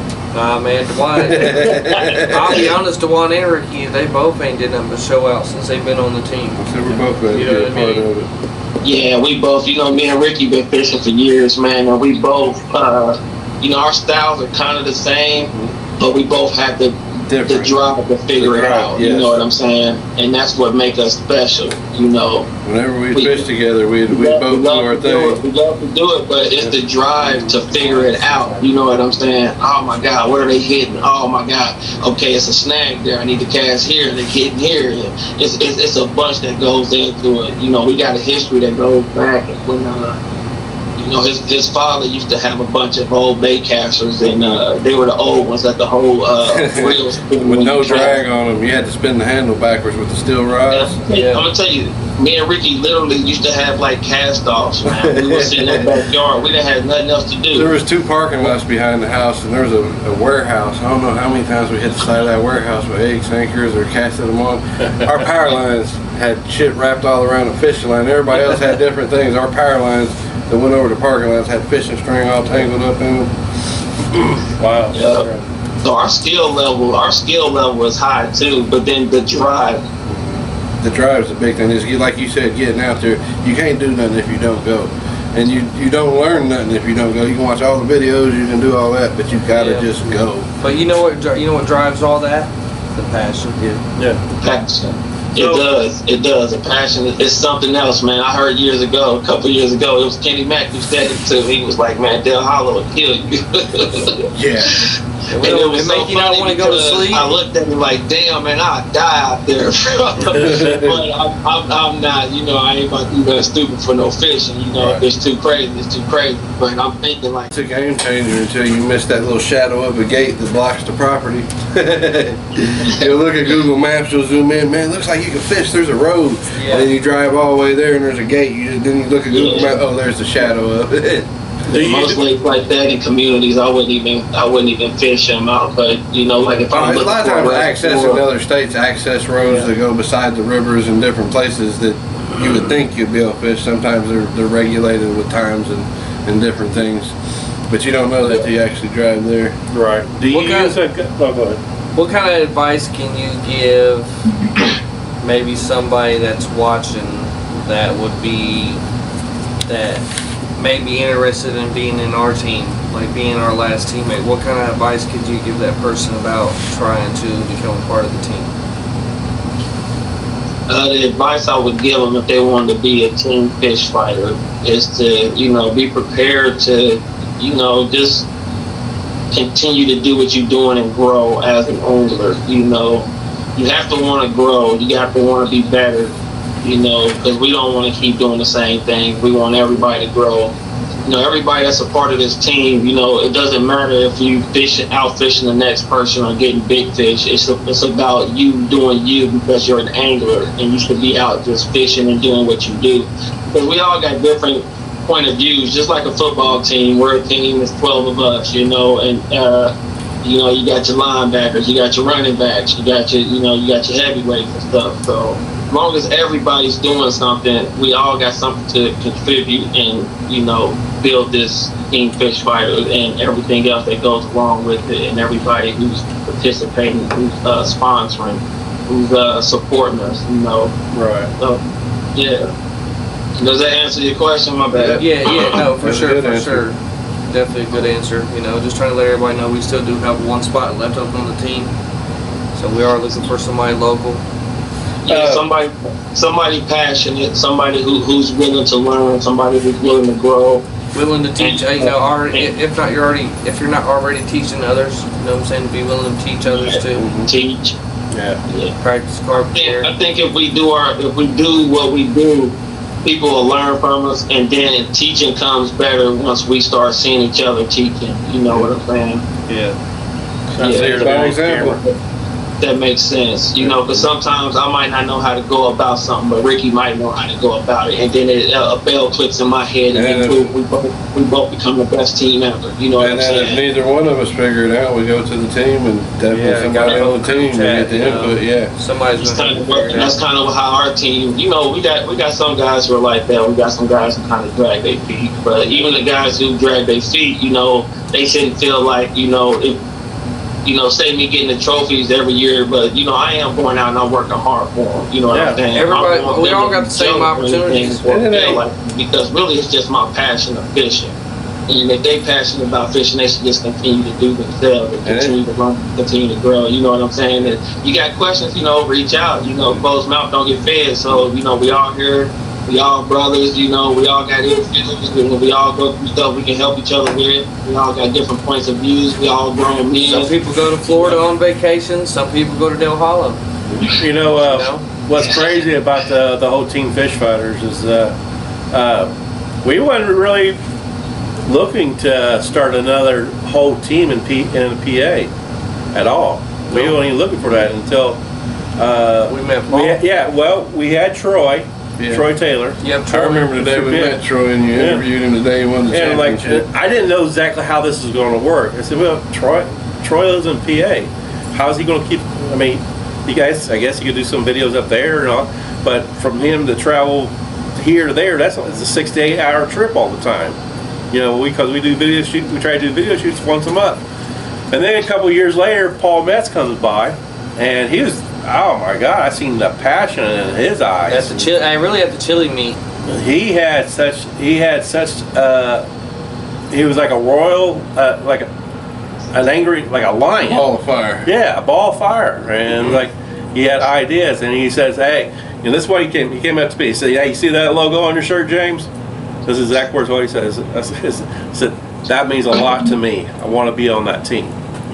So And then we talked about it. Yeah, we talked about it, and then we started thinking about Yeah, because we got a question if somebody wants to be teammates with James. Yeah. and then again, I'm saying to myself, okay, well, we got Troy there. Okay, we'll get Paul on the team. I guess they could work with each other. And then I come up with an idea. Well, why don't we just start another team up in the PA and let Paul Metz, since he's got such a strong, passionate. Carp Angler, he wants to teach people and all that stuff, I had Paul take the rings and go ahead and Paul's doing a hell of a job, man. And I've liked them since day one, man. I met them, they came to the chili meet, man, and they was just I just love the energy that they had and the knowledge that they had too. Him and Chris, our teammate, speaking of Chris, he had a question. Especially Chris, man, he's done some things, man. I don't know if y'all seen, but 4 40s, you know what I'm saying? 4 fish over 40 pounds. He wanted to know if you choose corn or boilies. That he just sent in a question for you, speaking of Chris. Do what? Chris just asked if you choose corn or boilies, which one do you prefer better? Man, I'll fish them both, bro. Yeah. I'll fish them both. How about tiger nuts? I prefer... If James, if you can get close enough to play with that tiger's nuts, go ahead. Yeah, but I said, my bad. My phone is slow too. Yeah. No, go ahead, bro. Yeah, I prefer what's working at the time, man. I'll use something, and then once I get them on it, that's what I'll strictly go to. If they're hitting on corn, I'll use just about every different type of flavor corn to keep them going. If they slow down on something, so Yeah. If I'm using boilies, I'll do the same thing until I run out. How about tiger nuts? Same with tiger nuts. Sometimes I'll do the combination with the boilie and a tiger nut on top of it, or I'll do pink corn on top of a boilie or something like that. Or I'll run 3 tiger nuts. I'm known for matching up my pickups to my pack bait. Sometimes, I never use flavor in my pack baits. No, I don't either. Yeah, and the reason why I don't is because, I'm trying to figure out what flavor that they're hitting on, Gotcha. So, and I'm always flavoring on the fly. So every ball, I'll run 3 different rods with 3 different flavors on them. And I'm matching everything from the pickup to the flavor that I'm using in the ball with the amino and everything. Okay. I call it Carp Culinary. Mm-hmm. Have you ever... Sometimes I got 3 or 4 different flavors on the ball. You ever forget when you reel one in and like, man, which one was that? Oh, I do that all when you go to rebait it. I can see, because I've watched the corner videos and I've seen some flavors that they said work together. So I started using those, and sure enough, those started working. No, I mean when you actually catch a fish. I won't forget them. I won't forget them. Oh, you won't? So, I will. When you actually catch a I I won't forget them because those bottles are pretty much empty, you know. And no, I mean when you reel it in, when you got 3 flavors on each rod, a different rod, do you forget which rod has what on it?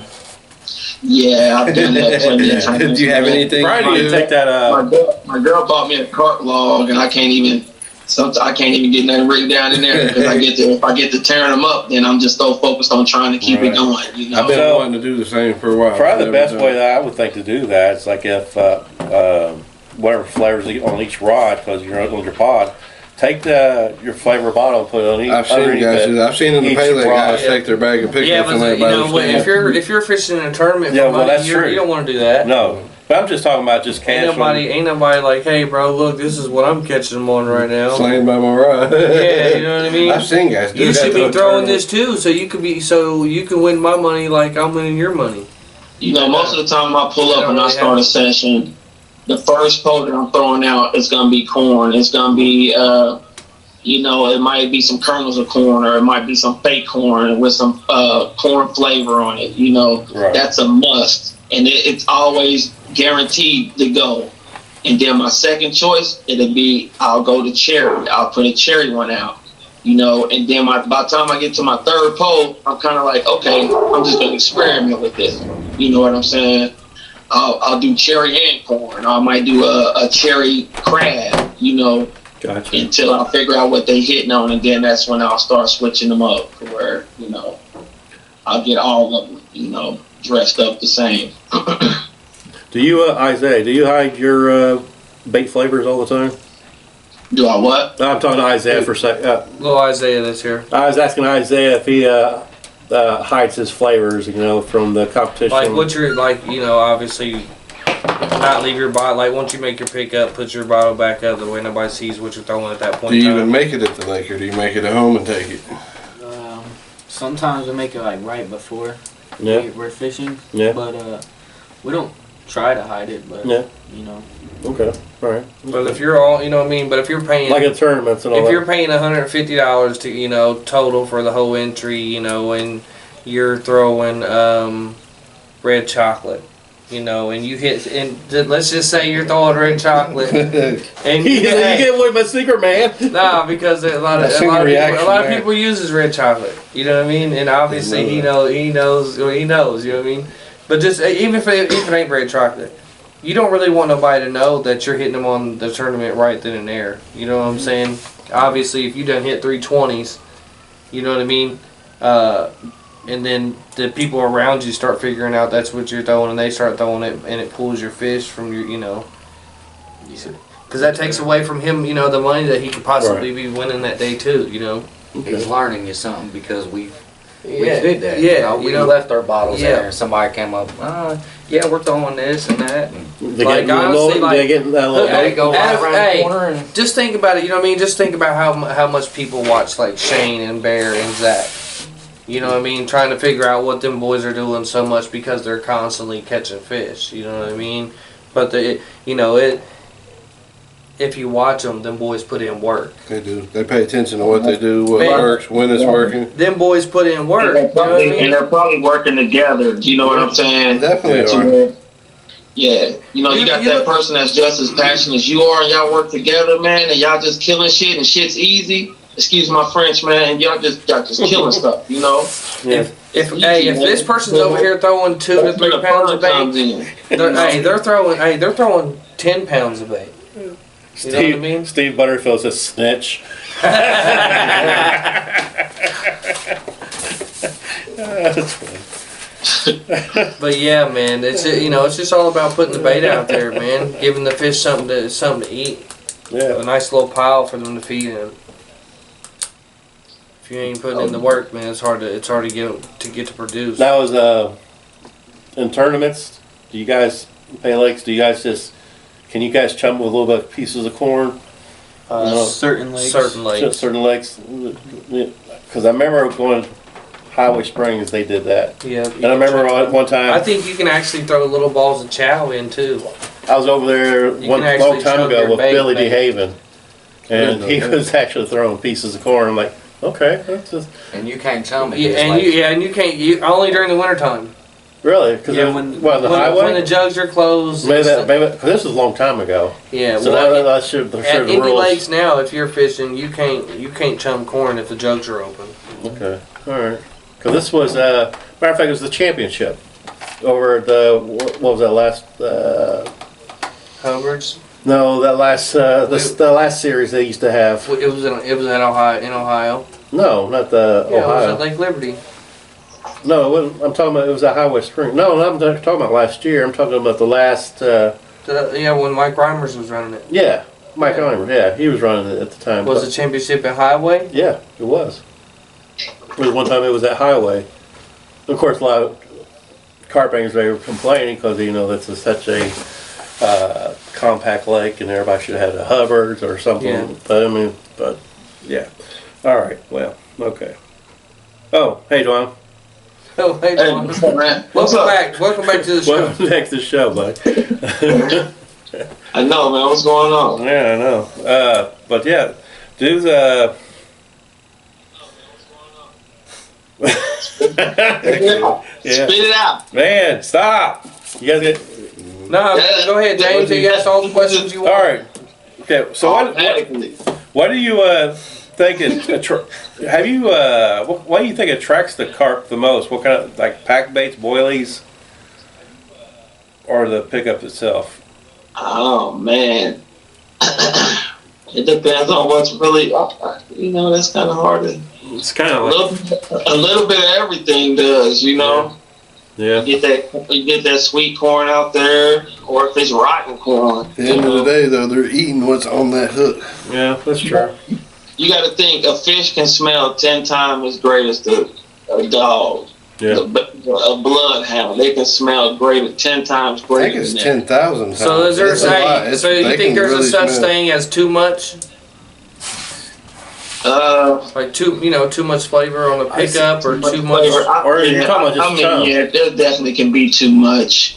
Too much chum. I'm just saying because some people making chow, they're putting I'll put 2 full bottles of flavor in a Really? Yeah. If it's working though, what am I to say that it's too much? You know what I'm Maybe saying? a quarter at the most if I do put Well, it that in. flour, that chow will Yeah, fluff up. that's- So you know what I mean. It makes it fluff up and becomes a little bit lighter. Yeah, Man, no wonder you guys that's what keeping to the do. flavor business in business.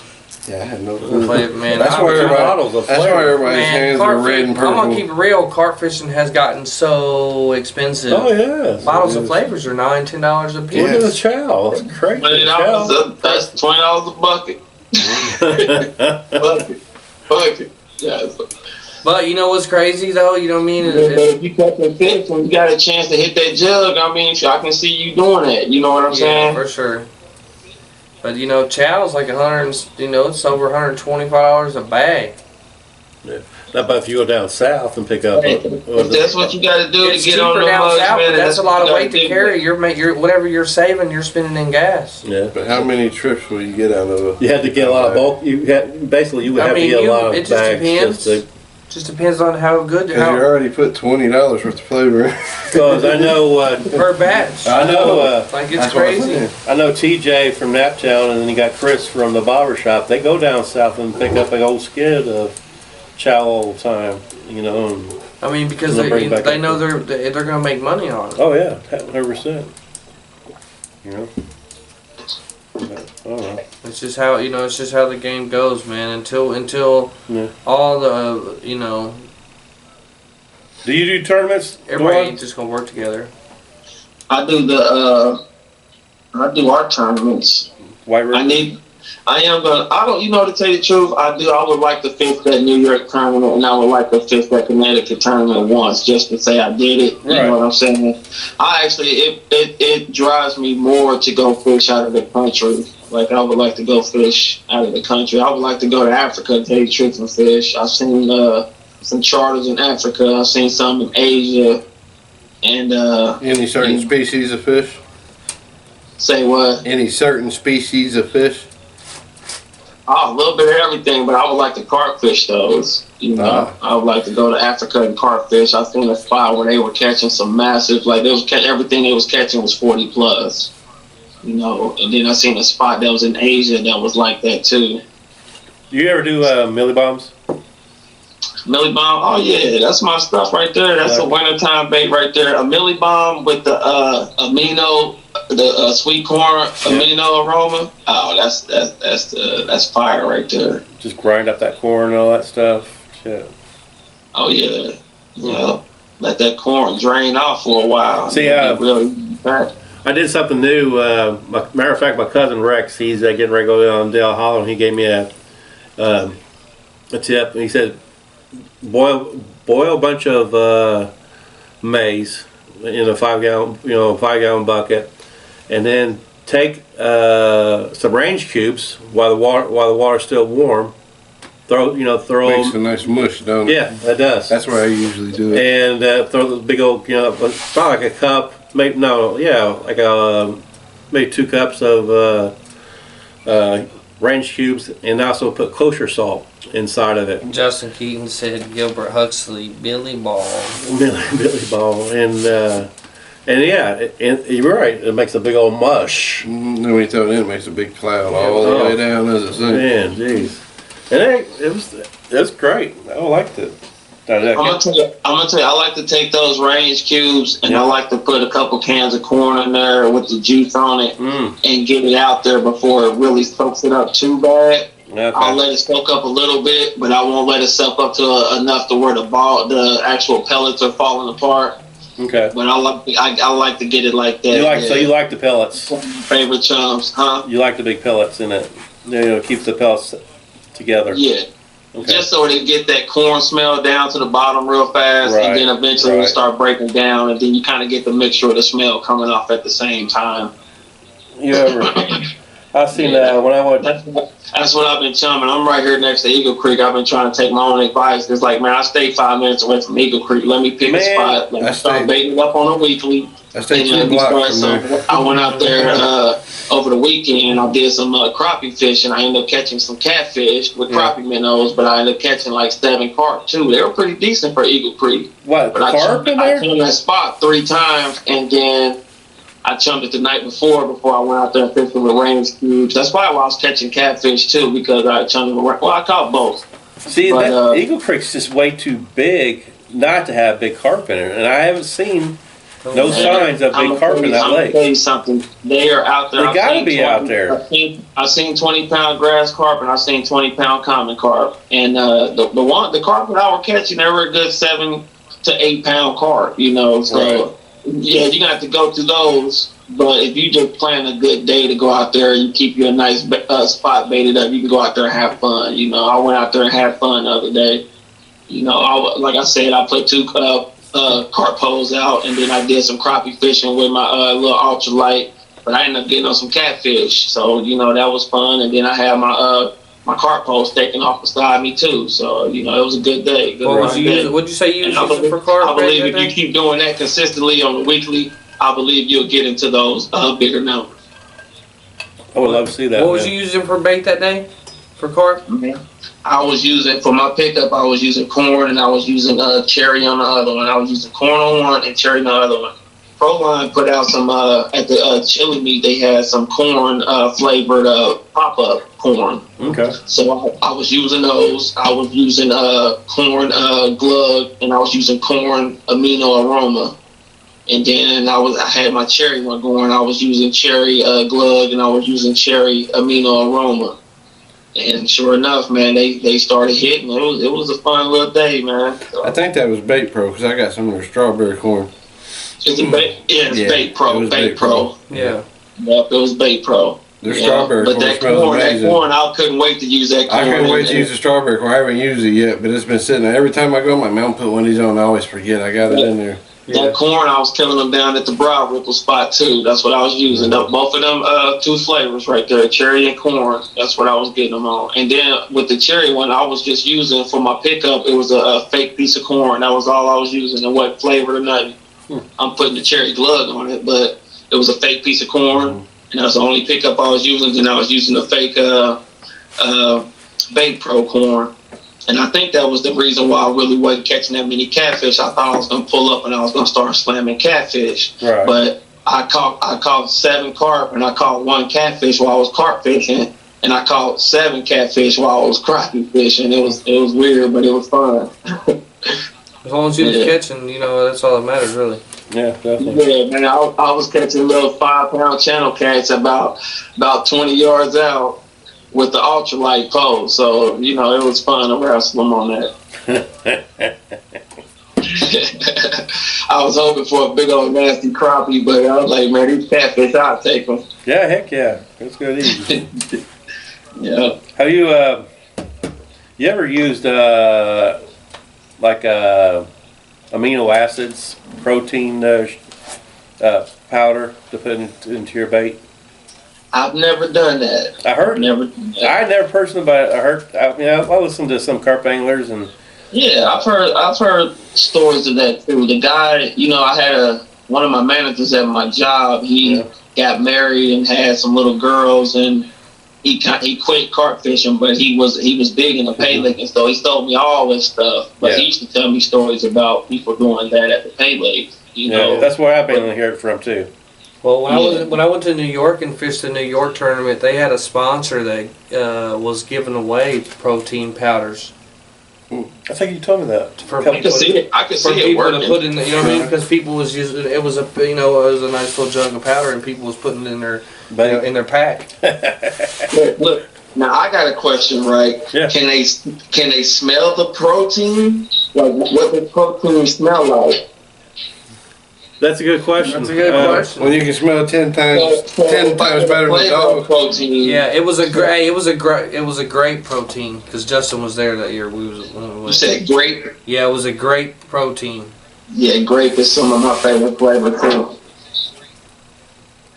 Because especially after springtime starts coming around, those that'd be like the best time to use that kind of amino acids or stuff like that. Oh, you used it, Justin? Okay. I think aminos are good at any time. Because if I don't use a glug or anything real heavy, I got this real light spray. Right. And I can just spray it a couple times. And I think it's still effective enough in the cold water to still be effective. Like I went fishing one time down at the river at one of our old spots, and it was very random, and it was cold out. But it was before it got really, really cold. And I ended up, it was like a 17-pound fish. I went down there and I didn't bait I didn't flavor my bait, my pack. And then I sprayed a little bit of sweet corn on there and then popped a hog right off the bat. I was like, man, I don't know. Maybe I just had it right that day. But Kenny Mac says they can sense the ingredients. They can sense the ingredients. I believe it. It could be a lot of things. It could be the cloud, Even dogs can chase somebody for miles and miles and miles by scent, and a carp can smell way better than because the whole entire skin's like a big old nose on the fish. So then they must be able to smell like the protein. Then is what it kind of. Well, that's like when you're cooking a steak. I mean, you can go, hey, ooh, that steak smells good, or hey, that smells like an Italian dish, or. I'm sure they have the same thing, just more enhanced. Just like Kenny said, half the time they don't even care. It's just gobble, gobble, crunch, crunch. Yeah, they don't have no stomachs. They just got a big intestine, so they eat and poop. Because think like, okay, you got protein that can be in a natural leaf, and then you got protein that can be in a meat. You know what I'm saying? Right. So how can, would both of them be good if they got a protein in them? Should I? I like peanut butter and steak. We used to catch carp on hamburger and cheese too, though. Yes, we did. The Limburger ball. A little smothered in butter. Man. Now we're talking about real fishing. It was hard fishing back then. It was. Well, brother, we're almost coming to the time of the end of our show, man. I know, man. Past your bedtime. It's past my bedtime. It's past your bedtime. Hold on, man. I still got like 9 minutes. Okay, let's go for it, bro. Good. No. I still got 30-minute drive. If you trying to wrap it up, it's all good. Well, you better wrap it up, man. You don't want another one running around. Oh, here's another question for you. I ask all these carp anglers this question all the time. Still got that. Do you think that carp sees color? Do what? Do you think Can they see color? Yeah.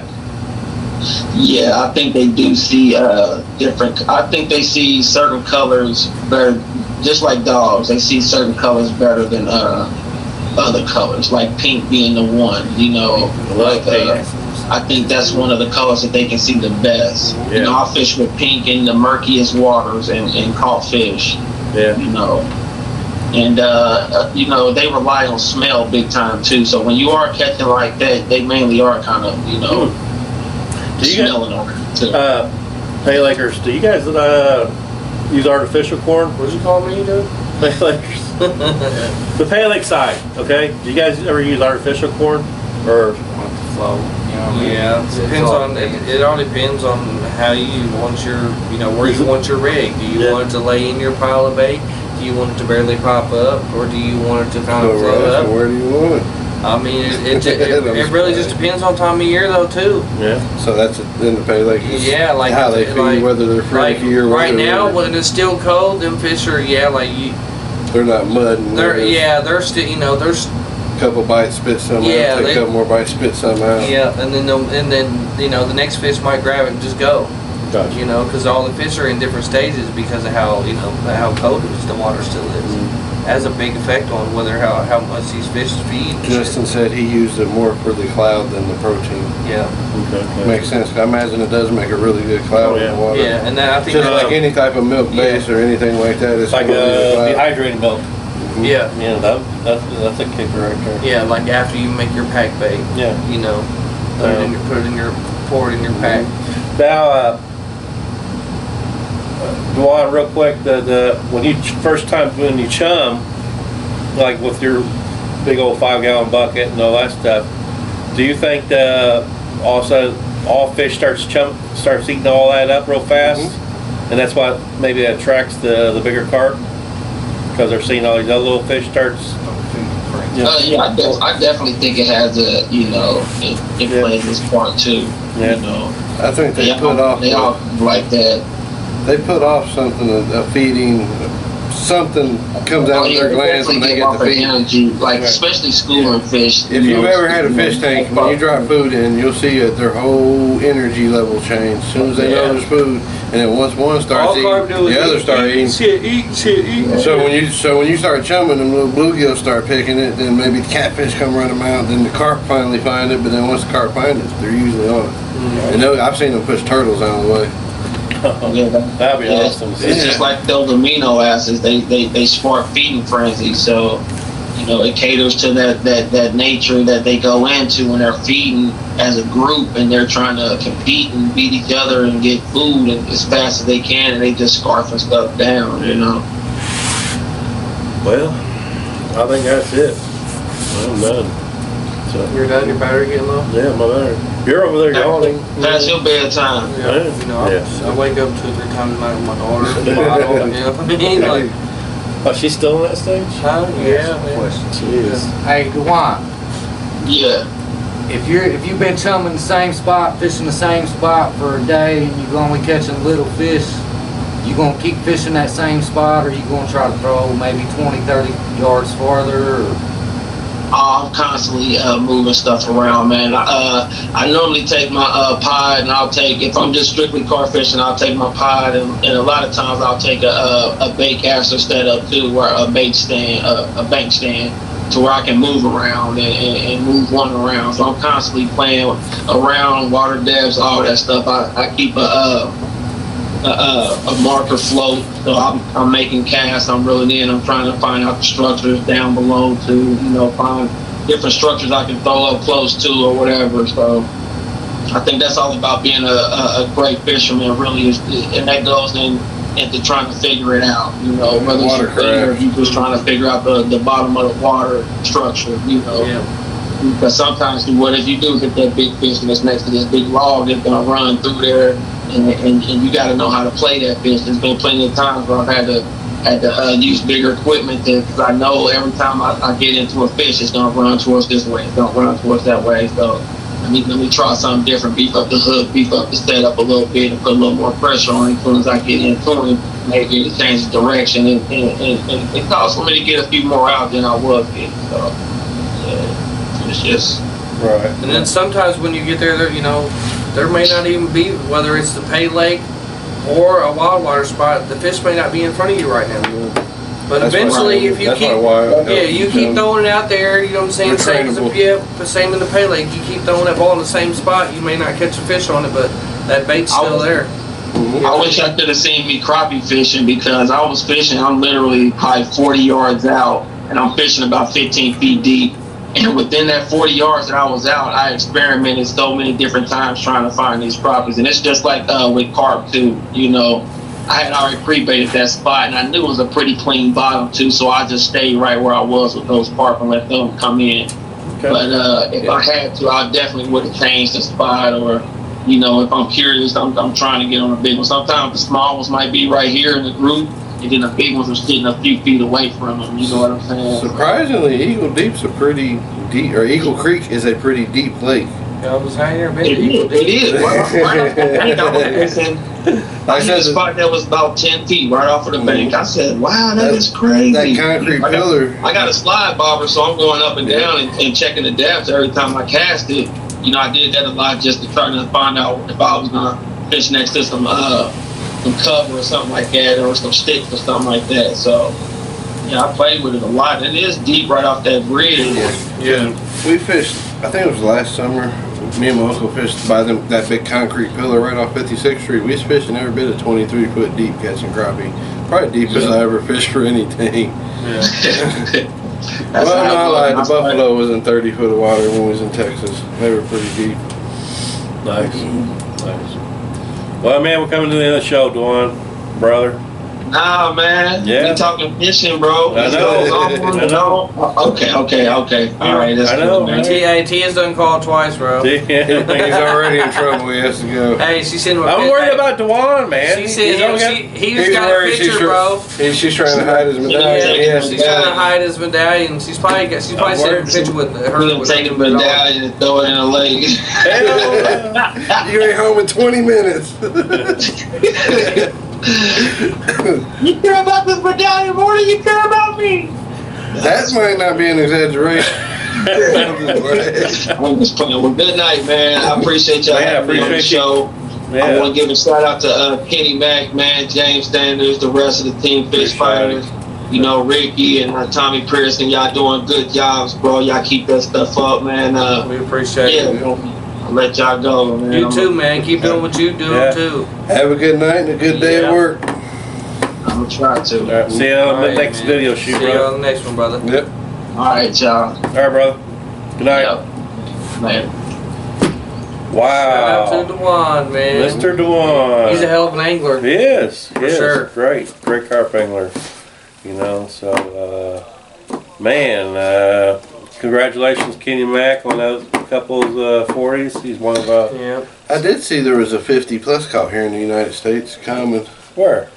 I don't know what state, but it was well, that's just fake news now. There's pictures of it. I mean, it's documented. It was on the Carp Society page. You should know them now. I don't know that they said 50 plus, and it was a massive common. It's just good. That's what keeps me going. Seeing fish like that coming out of the United States, just knowing that there's other ones in here. You don't know. Every time you drive, you're like, there's a record fish over there. There's a record fish. I think there's more than that. I've seen them up to probably 100 pounds. They get massive. I think the more people that start fishing, you know, eventually something huge is going to be caught somewhere. I wonder if you give a common carp steroids. Sometimes you can grow them too fast. That's the issue they have in Europe, where they feed them boilies and too much protein, to where they develop too much and they crush their organs on the inside. Like a Tyson from the chicken company, you know. Yeah. How they just give their chicken steroids and all that stuff to make them grow faster. What if you did that with common? I'm not saying doing this. I'm just in talking. Texas, though. Huh? Like the buffalo in Texas. Oh man. It's crazy how big them fish are. Yeah. See, the world record for common carp.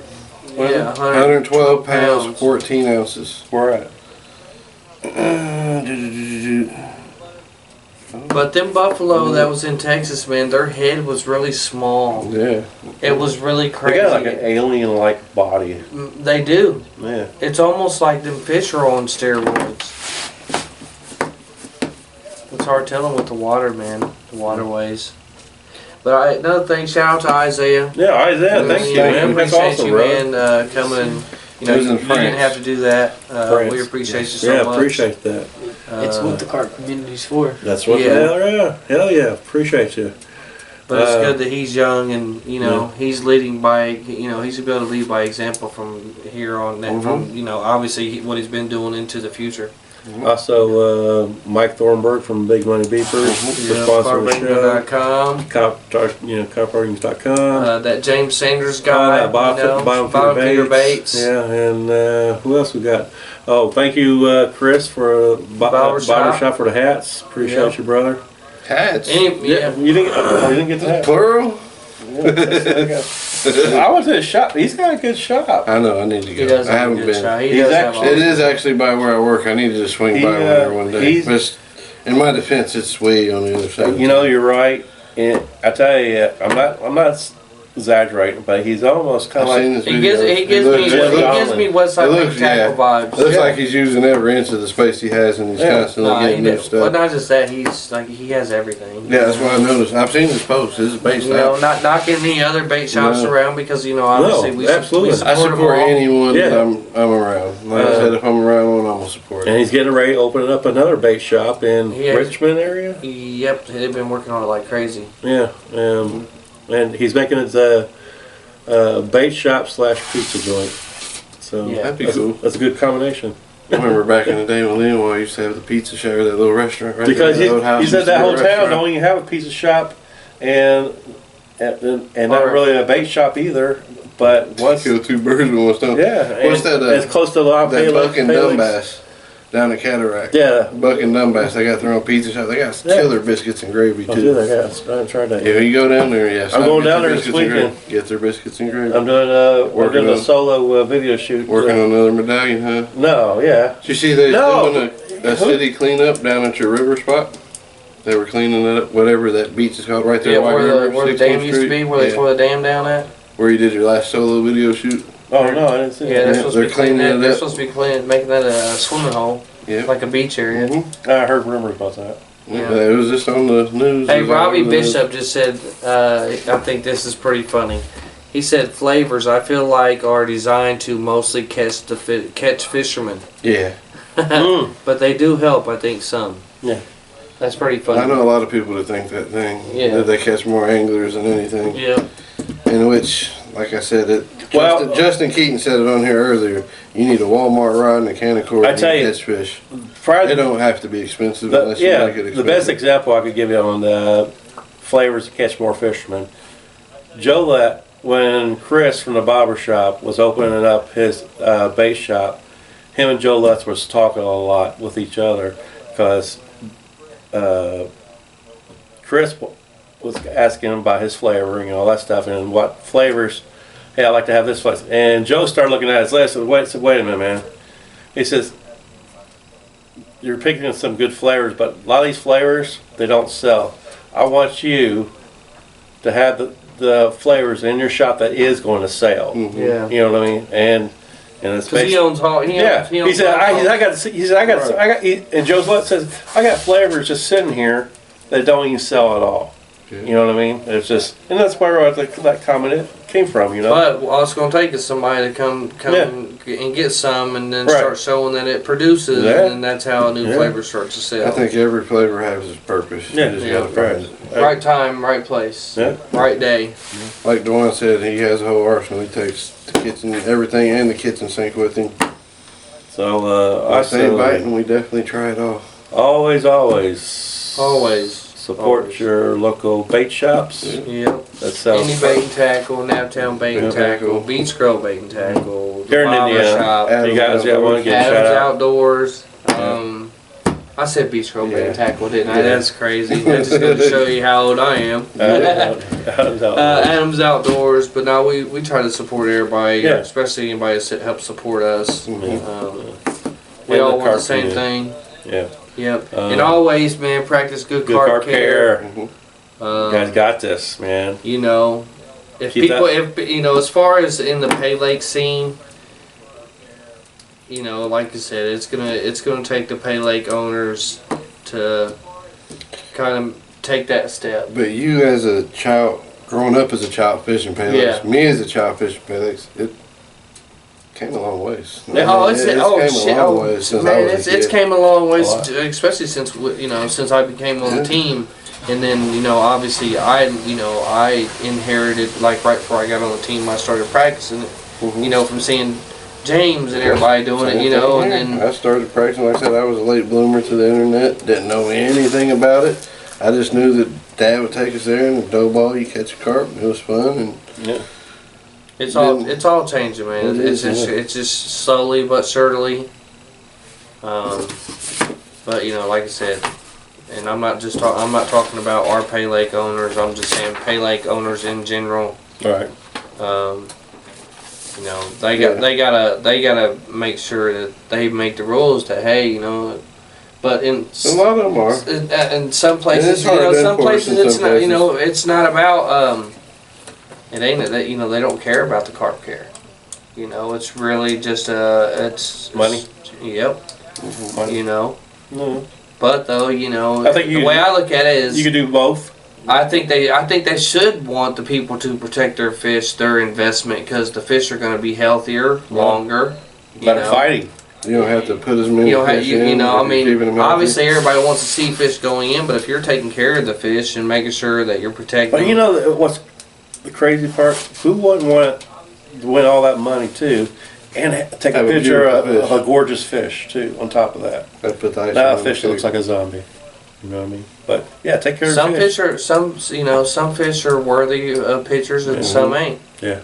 And the ones that some ain't are the ones that's been caught a lot. Right. Been in there for a long time and probably hasn't been properly. They need a retirement pond where they can just put the ones that's been caught so much where they burn their thought of that before. Just put them in there and just feed them really good and don't let nobody fish it. Yeah. Let them finish their days off. Yeah. Old Let warriors. them finish their days off being pampered. Yeah. The veterans pond. Yeah. Like I said, obviously here we've seen a big difference in our lakes here. Yeah. I see a lot of videos from the other states, North Carolina, mainly North Carolina, where they have shelters at every one. Mats. Some places I see you can't even touch the fish. Now, see, I'll tell you another thing too. When Terry Clark just sprung up, he's been bringing fish here for our lakes. Different lakes and stuff. Highway. What's the other one? Elkhorn. They've all gotten fish. Well, Billy DeHaven bought, so got some fish from him too. Big, nice load of commons, and I don't know how true it is, but I heard that you can use the totes at Indy Lakes now, as long as it has the padding on the inside. I have no clue. Don't know how true it is, obviously I'm not going to try it until I actually know, you know what I mean? Right. Just because, knowing my luck, if I hit a jug on it or something, it'd be disqualified, so I guess we'll just have to see how true that is. Whether you can use the totes at Indy Lakes now to carry your fish up there. Huh. Yeah. But yeah, so we appreciate everybody. Isaiah. Man, thank you, buddy. We appreciate you. Appreciate you bringing him over too. We'll ship that over to Paul Metz. Yep, and congratulations, Paul Metz. Yeah, congratulations, Paul. But yeah. Yeah. Appreciate everybody, that helps us, supports us. And don't forget to share this live video. We appreciate you guys. Yep. Tight lines, good nets, everybody. Later. Maybe we'll go.